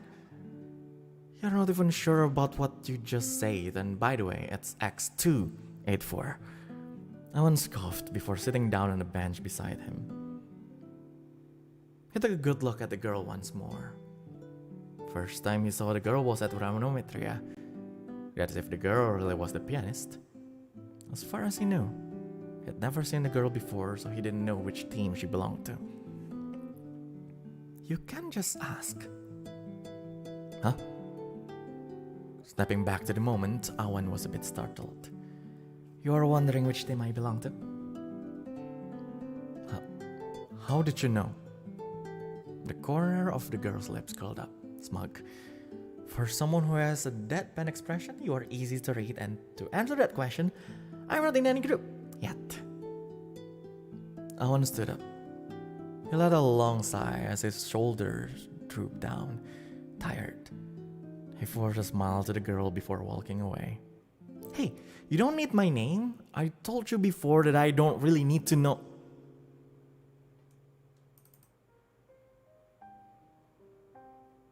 Awan's voice got cut off by a thunderous sound that was followed by a screaming voice of a woman. It came from the eastern side of the city, the other gate. The city guards who were in the event ran to the direction. Awan and the girl followed suit, tailed by Reza and Annalie. They reached the eastern gate where a couple of guards carried one of their comrades to. The five rushed to that group of guards, getting a closer look at what happened. What was in front of them was disturbing. The one guard that was being carried lost his legs and had his legs carried by another one, separately. Blood was gushing out of the wound like a fountain.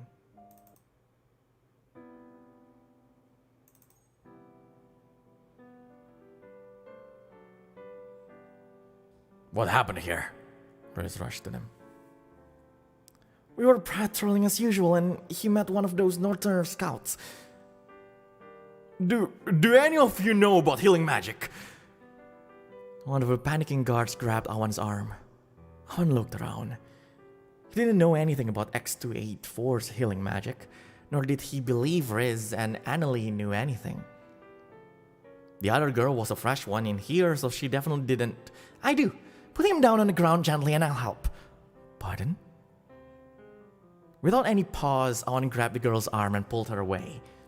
He was shocked. The girl was unbelievable. He scolded her about it just a few minutes ago, and now she has already started to say outrageous things. Not really caring about what just happened, the guards started to prep their friend on the ground. What were you thinking? Awan whispered to the girl. I'm trying to help, that's what. With this world's magic, I don't think you know any of it. Of course not. How will I know? What I know is that Crossroads magic works here. I just tested on the flowers, remember? That's just a ticket straight to falling out. So you want me to just sit around and do nothing? Of course, that's the job. Say the one who's been messing around with war zones these past cycles. I don't know what you're talking about. Come on. The girl released Awan's hand from hers. I know the moment I saw you that you're not like what everyone said you are. You care and you risk a lot of things, so you can do more for people like them. That's crossing the line. You don't know me. Maybe so. But as you can see, I am crossing a lot of lines here. If you're really worried, then help. Before Awan even got to say anything, the girl rushed to the bleeding guard lying on the ground. She put her hands on the wound, slowly getting the severed legs to each of their places. She started the healing and reattachment process of the limbs. Awan listened to what the girl was chanting quietly while watching intently at the whole process. There's no other way, huh? Awan took a deep breath, trying to match his timing with the healer's rhythm. He felt every breath that came in and out both the girl and the guard as he slowly closed his eyes, concentrating on what he's going to do. The moment he felt like everything was slowly slipping away from X284's timeline, he grabbed his dreamcatcher and flicked it with his other hand. The visible sound wave that it made slowly engulfed Awan, the girl, and the wounded man while the process was still going. Everything around seemed to be stopping in time. Not even the wind was moving. You better hurry up, miss.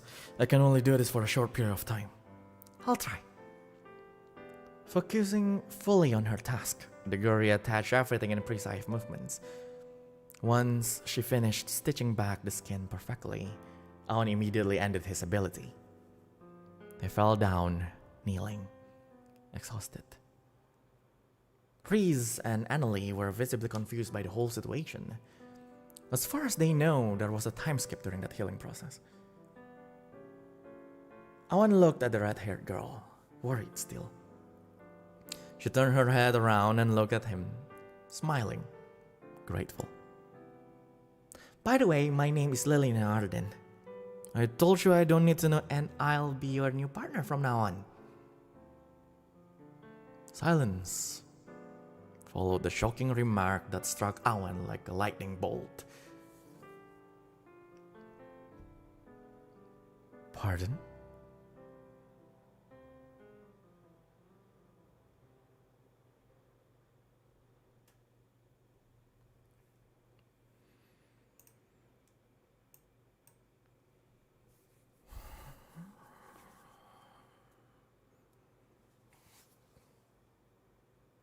Boy Meets Girl. Do you know that song? There's a song called Boy Meets Girl. Na, na, na.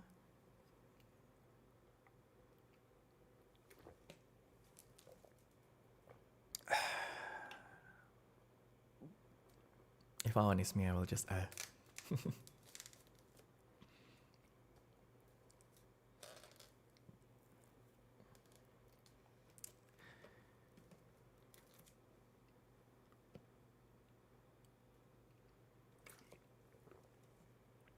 Lily is a unique individual, isn't she? If I want to use time stop, do everyone feel something or only a few people? It will be answered in the next one. I really like Lily. She's a bold one, while Awan is a clumsy one.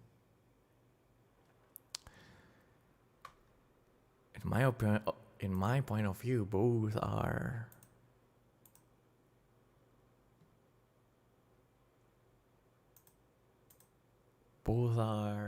clumsy.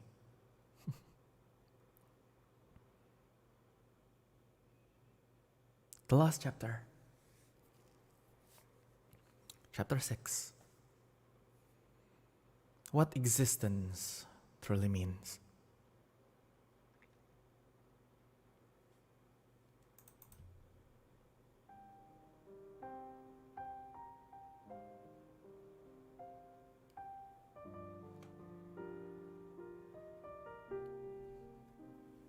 Not really sure about doing this, Owen. This isn't just frowned upon.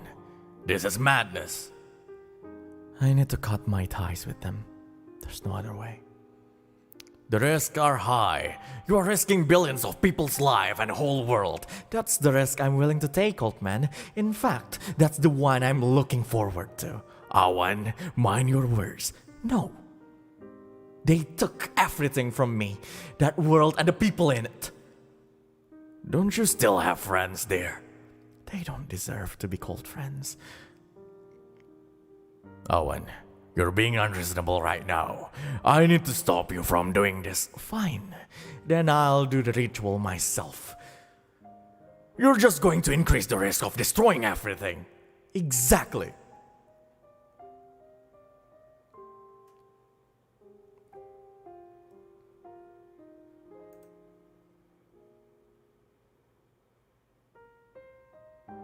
Morning came peacefully.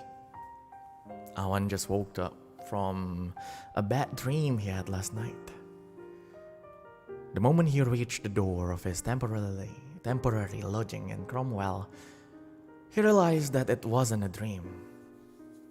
The girl who claimed to be his mission partner was standing beside the gate already, definitely waiting for him. He let out a sigh before opening the door. Morning, Awan. Lily waved at him cheerfully. No. Eh? What do you mean no? Exactly what I meant. Whatever you're trying to do, I will say no to it.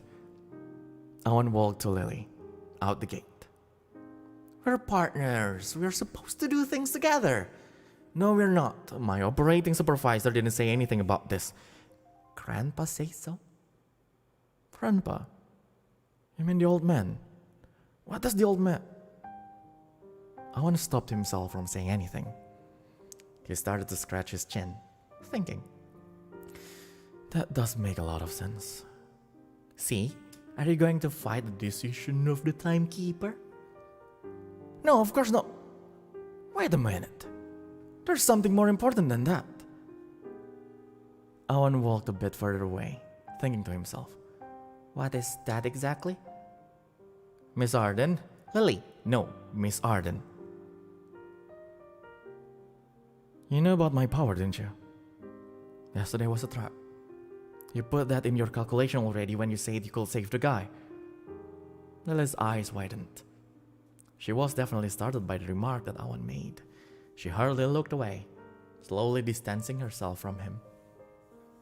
I don't know what you're talking about. How do you know about it? Again, I don't know what you're talking about. Arden, I'm serious. Fine. Her shoulders drooped down as she raised her hands, giving up. I'm Asmi's little sister. Now everything makes sense. See?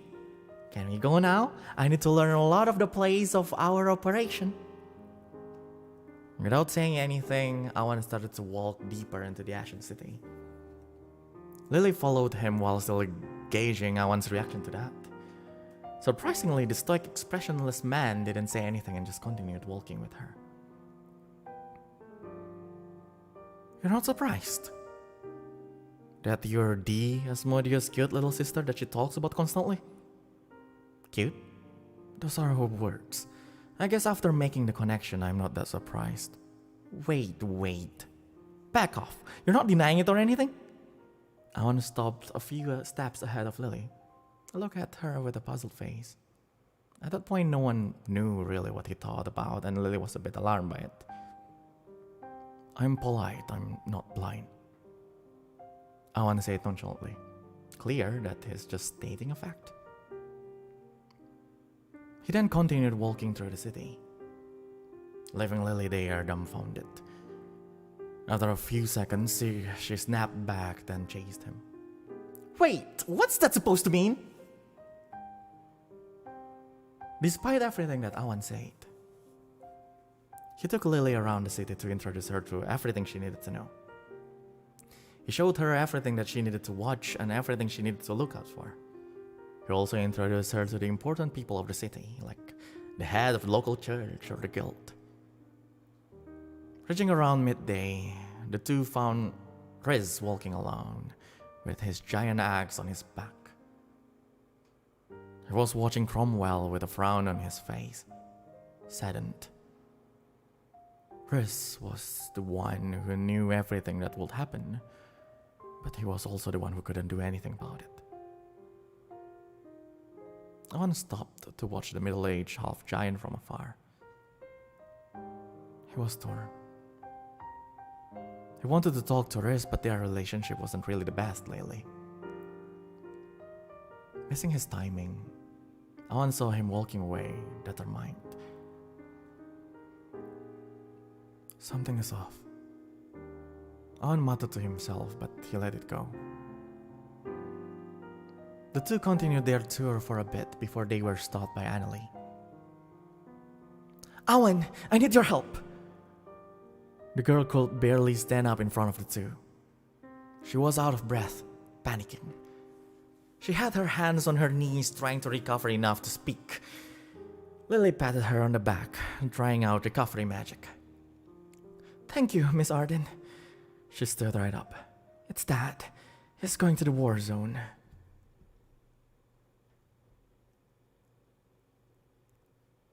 No way.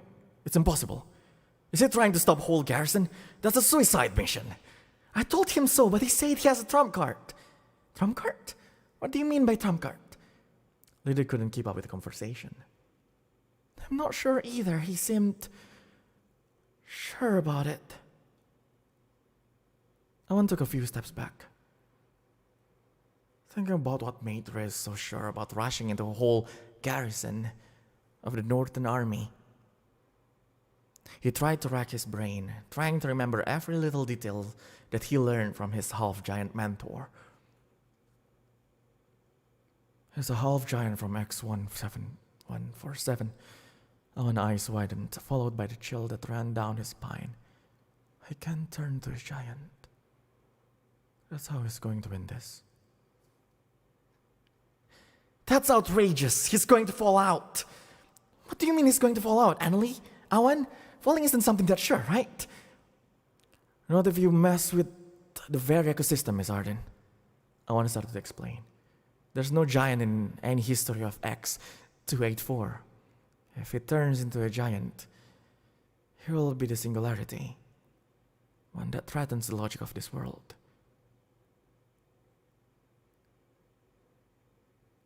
Then we need to stop him, right?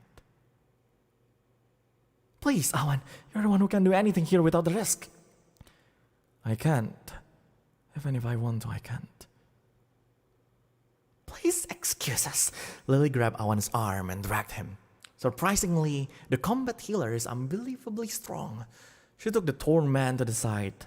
Awan, please, you have to do something. This is your chance. And you have it in you. I saw it. Despite you saying it was a trap or something, you helped us yesterday. I don't know where to get the idea, but you don't know me and I'm not a kind person. Listen to me. I know deep down you want to help. It was a selfish act, but doesn't mean you should be a selfish person through and through. But that's not the point, isn't it? I said, even if I wanted to, there's no way I can do anything. What about the time bending thing? It's not time bending. I expanded my own timeline so that split second went longer than this world's. I could take others' existence to my own like what I did to you, but it took an extreme amount of energy. Now, you want me to do the same thing to a whole garrison of people? Owen was pissed. As much as he wanted to say no, he was desperately looking for a way to save his mentor.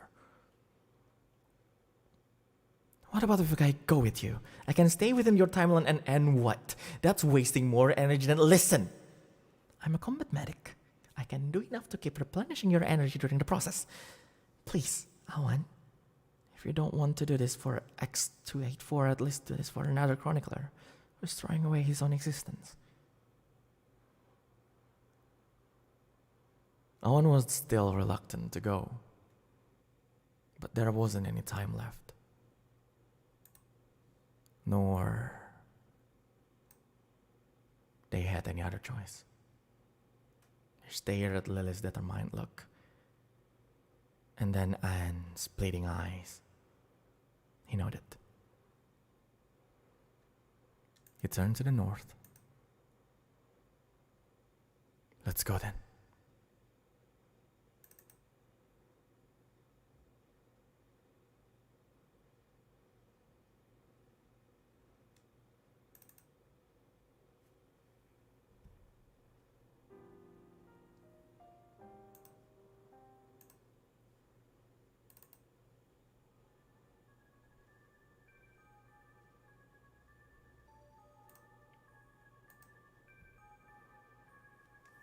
Ashes everywhere.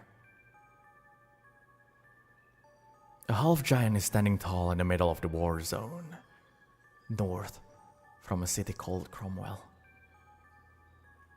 The 2.5 meters tall man was wearing a full set of plate armor, accompanied by his trusted giant axe. Despite the wind that swirled the ashes around, he didn't wear any goggles. He barely even blinked.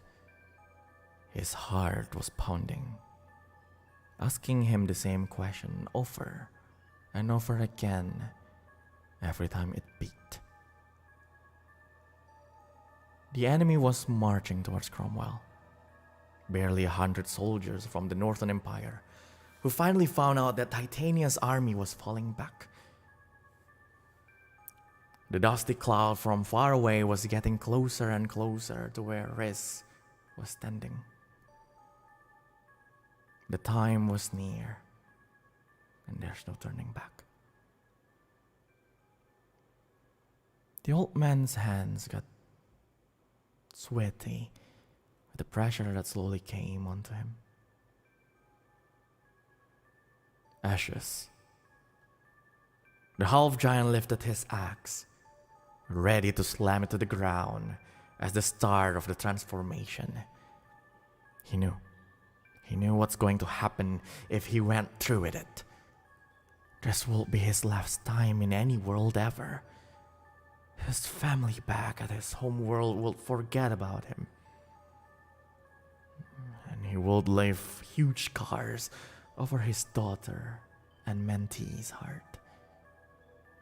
But it needs to be done. A jolt of electricity came rushing through his whole nervous system from his leg. He fell weak instantly down to the ground. He saw who did it. A girl, red-haired, standing alongside a familiar young man wearing a mask over his face. The girl, Lily, looked at him apologetically. Everything will be all right now, Mr. Rez. The girl then nodded to Awan, the young man beside her. Rez's vision was blurry, hazy enough to not be able to see everything clearly. He couldn't move his body due to the paralyzing magic that the girl did to him. The only thing he saw was Awan walking forward, facing the horde of enemies. He saw the boy raising his dream catcher up high. Then a loud clunk covered everything in silence.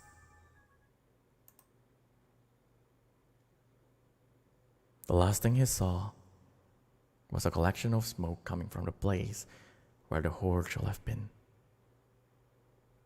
He fell down, unconscious.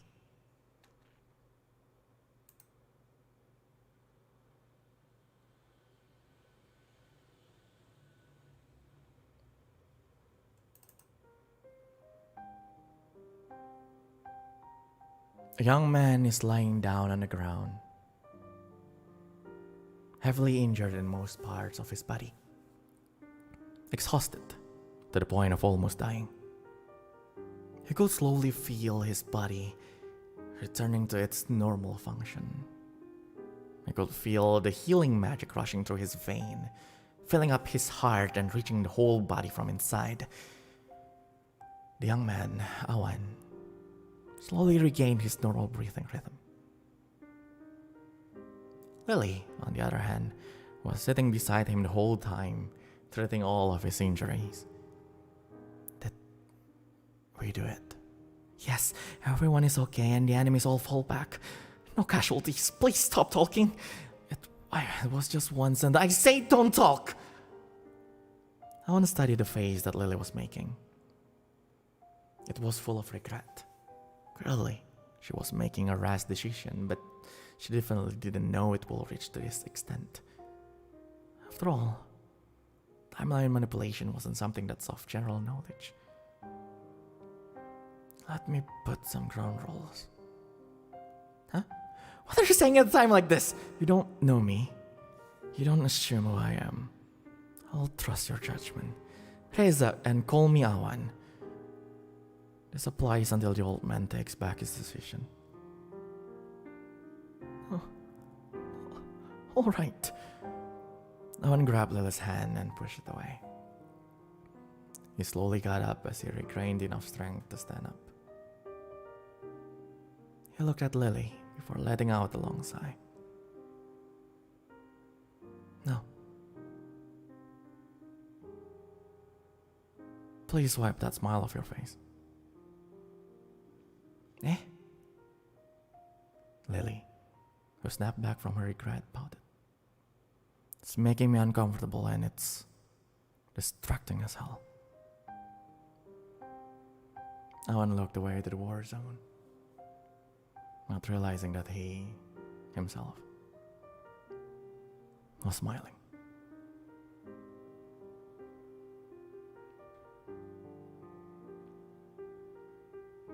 End of chapter 6. And Singularity Point, part 1, Cloudy Lilies.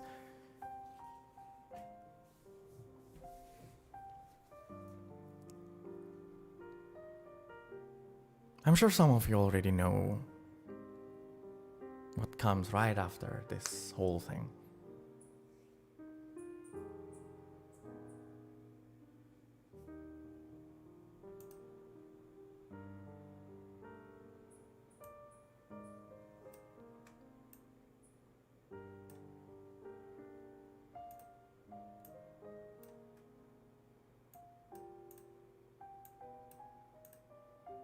I think some part of the amazing record has been sent to all of you through voice content.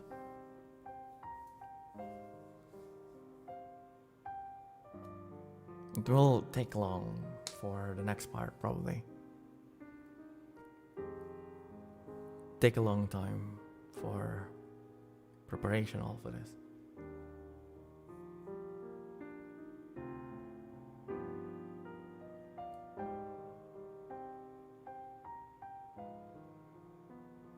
I'm not sure what I'm doing actually, but well,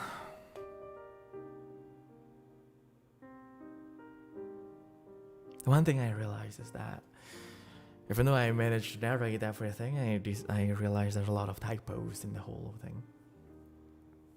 Probably try to fix it.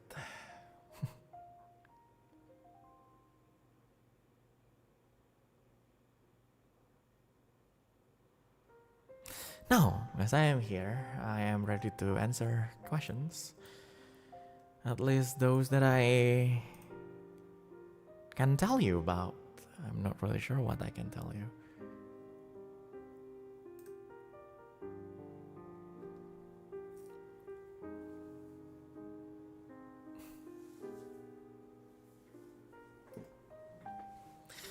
Did Reza survive? Yes, I still saw him time to time back in the crossroads. Yes. He's still alive and well. Of course, he didn't think of me as Awan, but still. Tapi biarin lah, biar kamu manusia, we. Well, lower masnya. I guess in the end, it's just a whole story about how they made each other, isn't it? When did Lily come to Crossroads? From baby or not?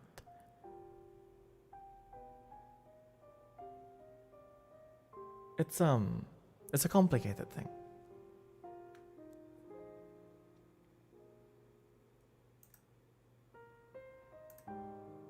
I'm sure some say that just some parts say she's from baby, some parts say from when she's 12.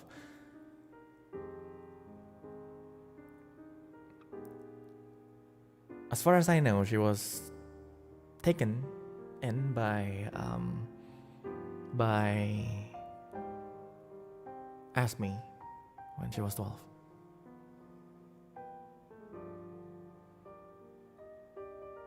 What the Chronicle is supposed to do actually? Just record the events? Yes, just record the events from the point of view of people.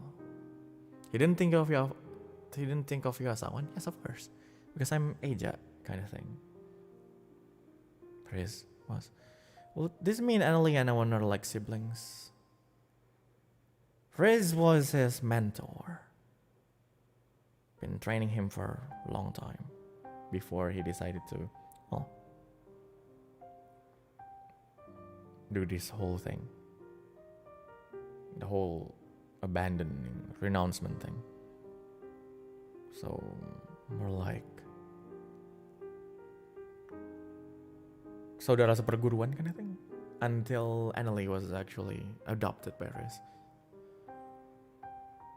Jadi masing-masing Dreamcatcher-nya World Chronicle punya ability masing-masing.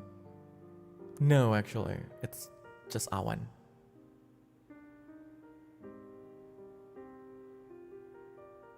So World Chronicle Dreamcatcher doesn't have to be hung like a charm. Leo's is on his eye patch. Yes, Leo's Dreamcatcher is on his eye patches. Can Lily fall because her world has been erased? Apakah dunia hilang itu sama kayak ngabandon dunia sendiri? Well, you know what happened to Lily. Does that question need to be answered? I don't think I want to say that pretty much clearly. But then again,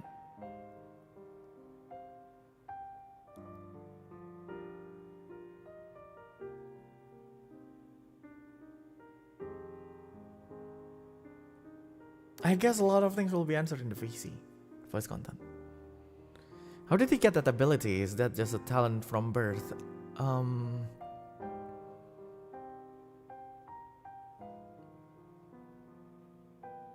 Corvo, you just missed everything. Your voice is lower than my ears. My voice is kind of low, isn't it? Really? Oh, well, I guess I can just go. First time viewer here, still not sure if I fully understood what I stumbled into, but this was breathtaking. Looking forward to hearing more. That's a red super chat. Thank you very much. Super chat, arigatou gozaimasu.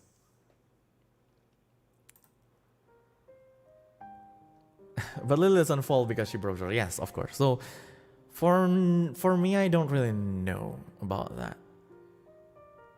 I need to ask Asmi, maybe. So, Awan had that power because, well, I was prepared to talk about this, yes.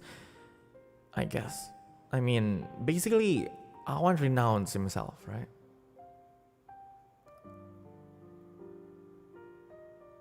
So, he's bound to the crossroads, but he's not.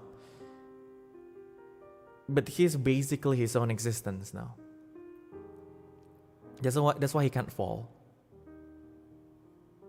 And that is why he can somehow control his own timeline, because nothing basically, no other existence handle his timeline now. He doesn't have apparent existence. Thank you, Kim C.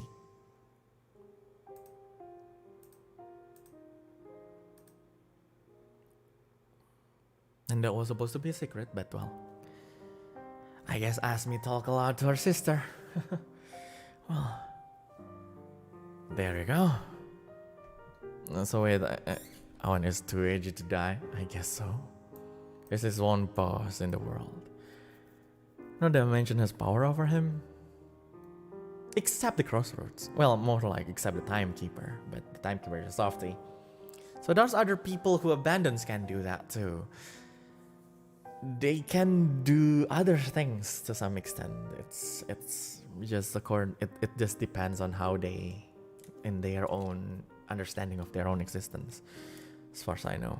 But unfortunately, there's not many data about the other people who abandoned.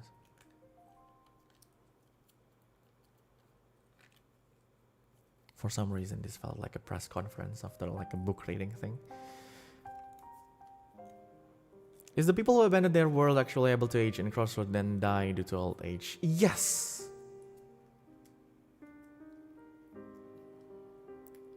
Lily was in the Crossroads for a long time. And she aged.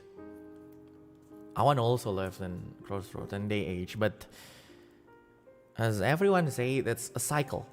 They're not talking about in years because a cycle, basically the year in Crossroads is quite chaotic on how long they are. Reza, we gonna cry. Hi. Oh my god, Velocity is here. Thank you. Imagine a group of betrayals have those time manipulating powers and do evil things. I wonder who that group will be. But if they exist, that will be harsh. Someone is kind of antithesis of timekeeper as he can bend his own timeline for a short while.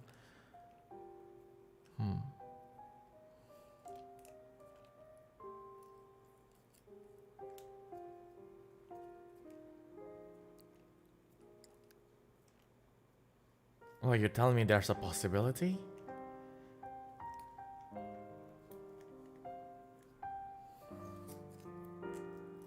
Anyone could be out there. I don't know everything.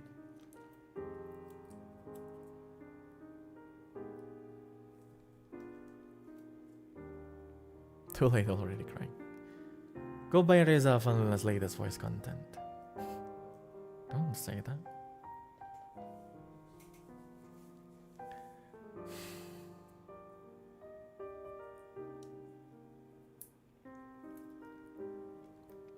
Do you have the same power as Awan?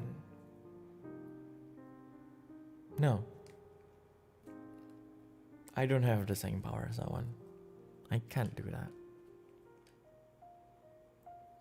Kind of remind me of the story I daydream about a lot. I see.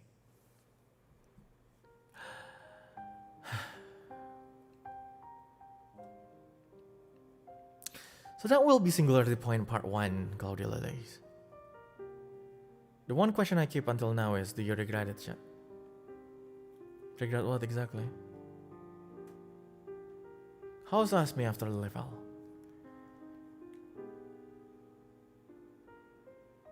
Well, obviously furious.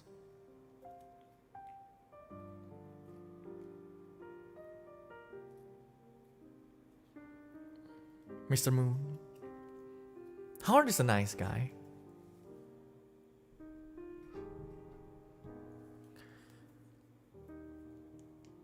How do you feel knowing this all? I don't know. I don't know how I feel knowing this all. I'm not sure. I mean,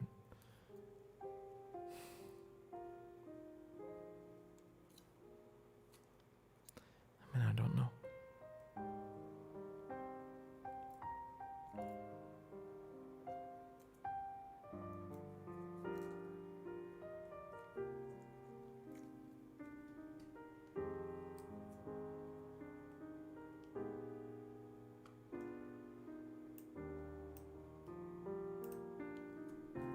His enthusiast voice, Mr. Moon. I know, right?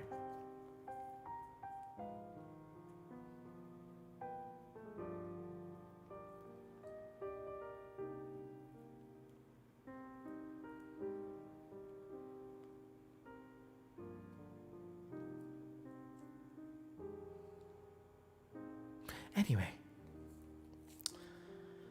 Singularity Point Part 1 is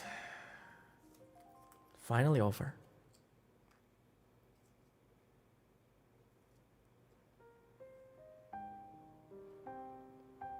Since when did I start writing the stories of these people? Since when did I know about the most of the details? Not really sure.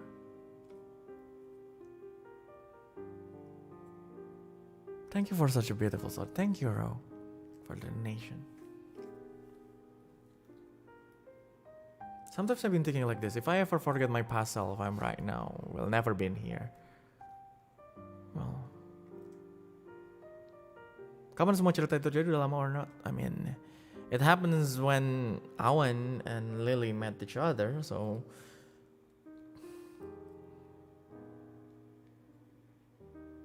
I'm not sure how long ago was it.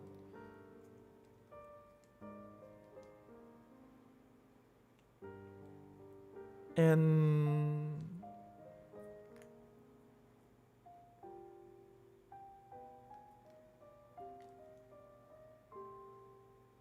Crossroads terms, probably 2 to 3 cycles ago. Yeah, it's probably 2 to 3 cycles ago. I mean,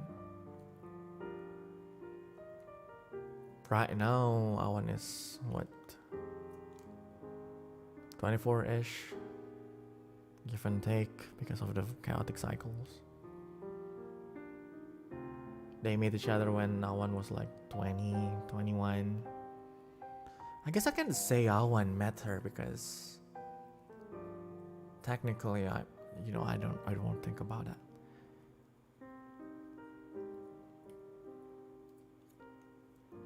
How long has it been, Void? In our time?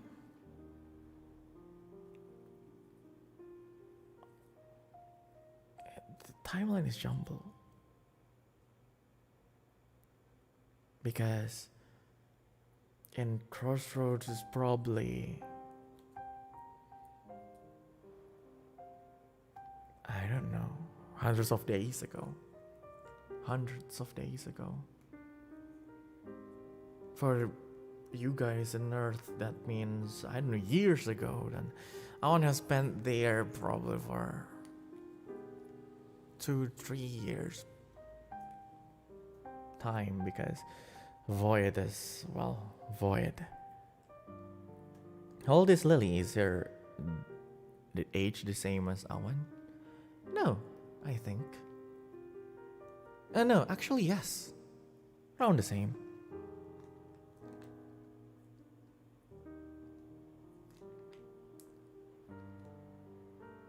Lily's a tad bit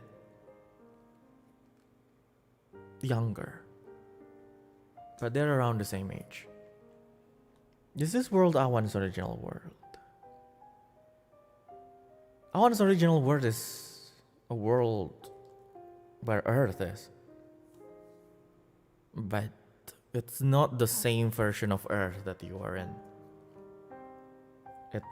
It's a little bit more chaotic and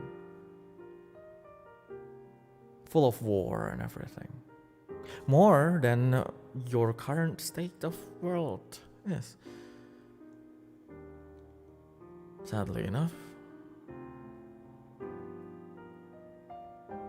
Do you know Lily's birthday? Maybe? No, I don't know Lily's birthday.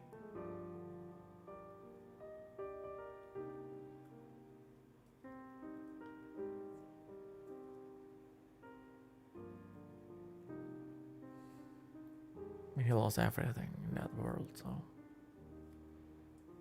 I'm not sure I can say anything more about that.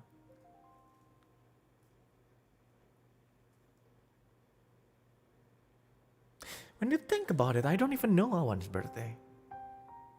All I know is my own birthday.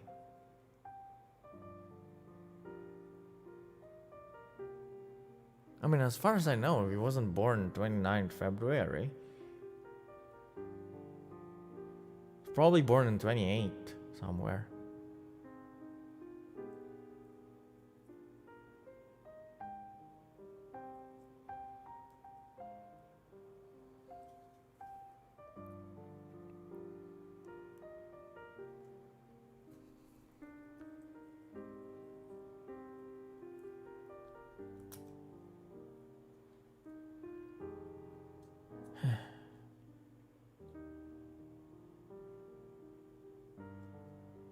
I wonder how you guys see time as a word chronicler.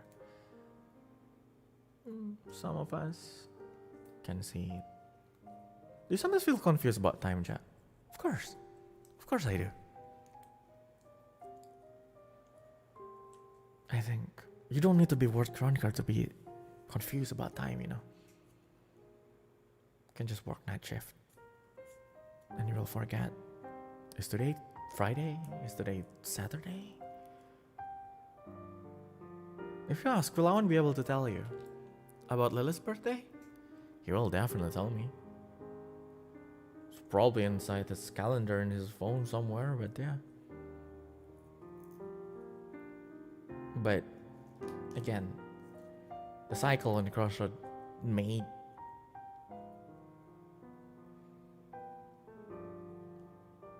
everything obsolete, because a cycle in a crossroad is not sure. It's not something that has a fixed length. You know, it's usually hundreds of years. Hundreds of days. It can be hundreds, thousands of days. It can be just a couple of weeks. No, I thought this response will be more of a that's none of it. I don't know why you guys think that I have a bad relationship with Awan. But Awan and I are basically best friends. Semutnya kakek. Well, even the old man can't pick anything. Are you often come to Leo's? I am still friends with Leo, yeah. And Leo is a nice guy. Cycle itu nggak menentu, jadi berdasarkan apa? Berdasarkan perubahan di crossroads. We don't know. No one knows. Right? Imagine you have a tree in a crossroads. It will be in the same state for days, hundreds and hundreds and hundreds of days, until one day suddenly it grew. That's the cycle.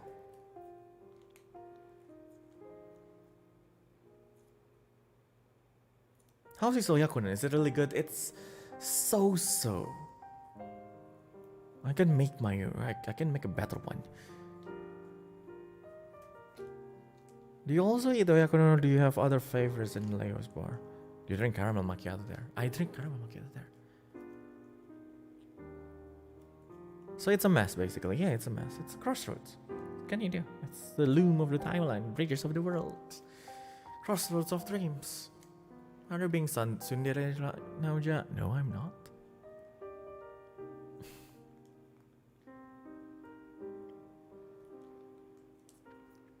Well, I hope you guys don't mind this kind of things. And yes, by the way, Yume kara no monogatari wa it is because this is technically kisah dari sebuah mimpi. You know. Cuma stream kali ini ceritanya bukan dari kalian gitu ya.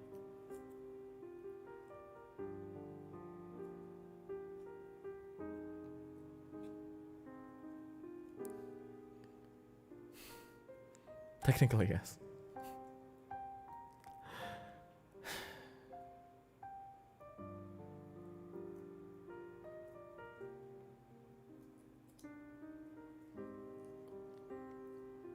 How did you get this story?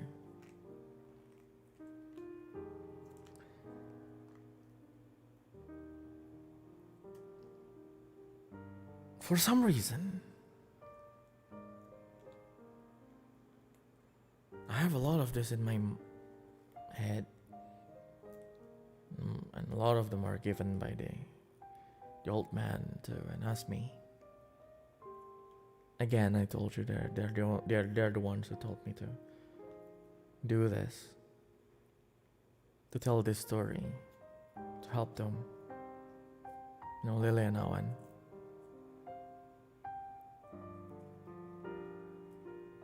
Isn't the record is already gone? It's something that is, I think, explained in the voice content when I listen to it. That when something is gone from existence, it will probably come back when a lot of people became aware of that existence again, and they can slowly come back to existence, or at least faint inklings of them.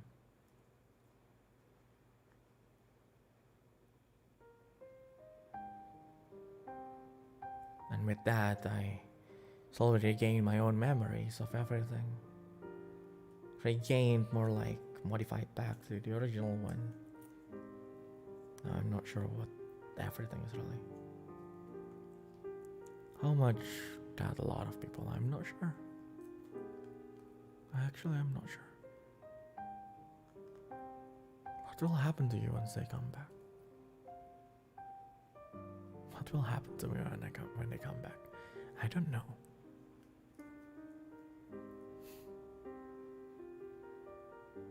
But Awan always told me that I don't need to be worried. He always told me that when the two of them come back, I will still be here. Then will Awan be gone? I don't think anyone wants that.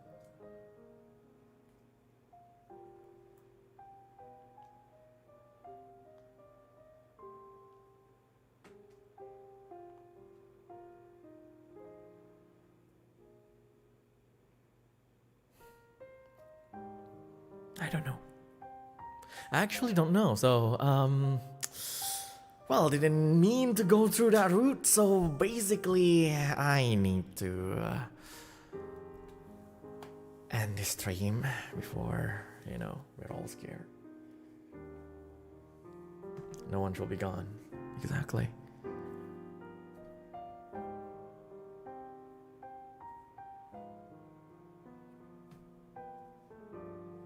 Thank you guys for listening to this. For being patient, actually, yes. This has been in motion for a long time. And I am grateful that you guys are all patient for waiting for all the things to be revealed.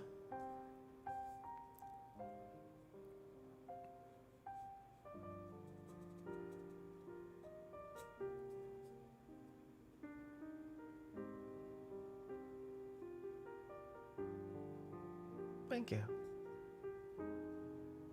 So, I guess see you guys next time.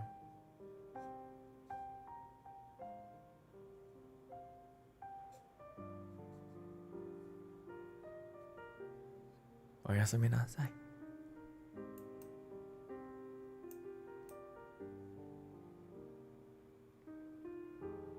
Otsukareじゃん.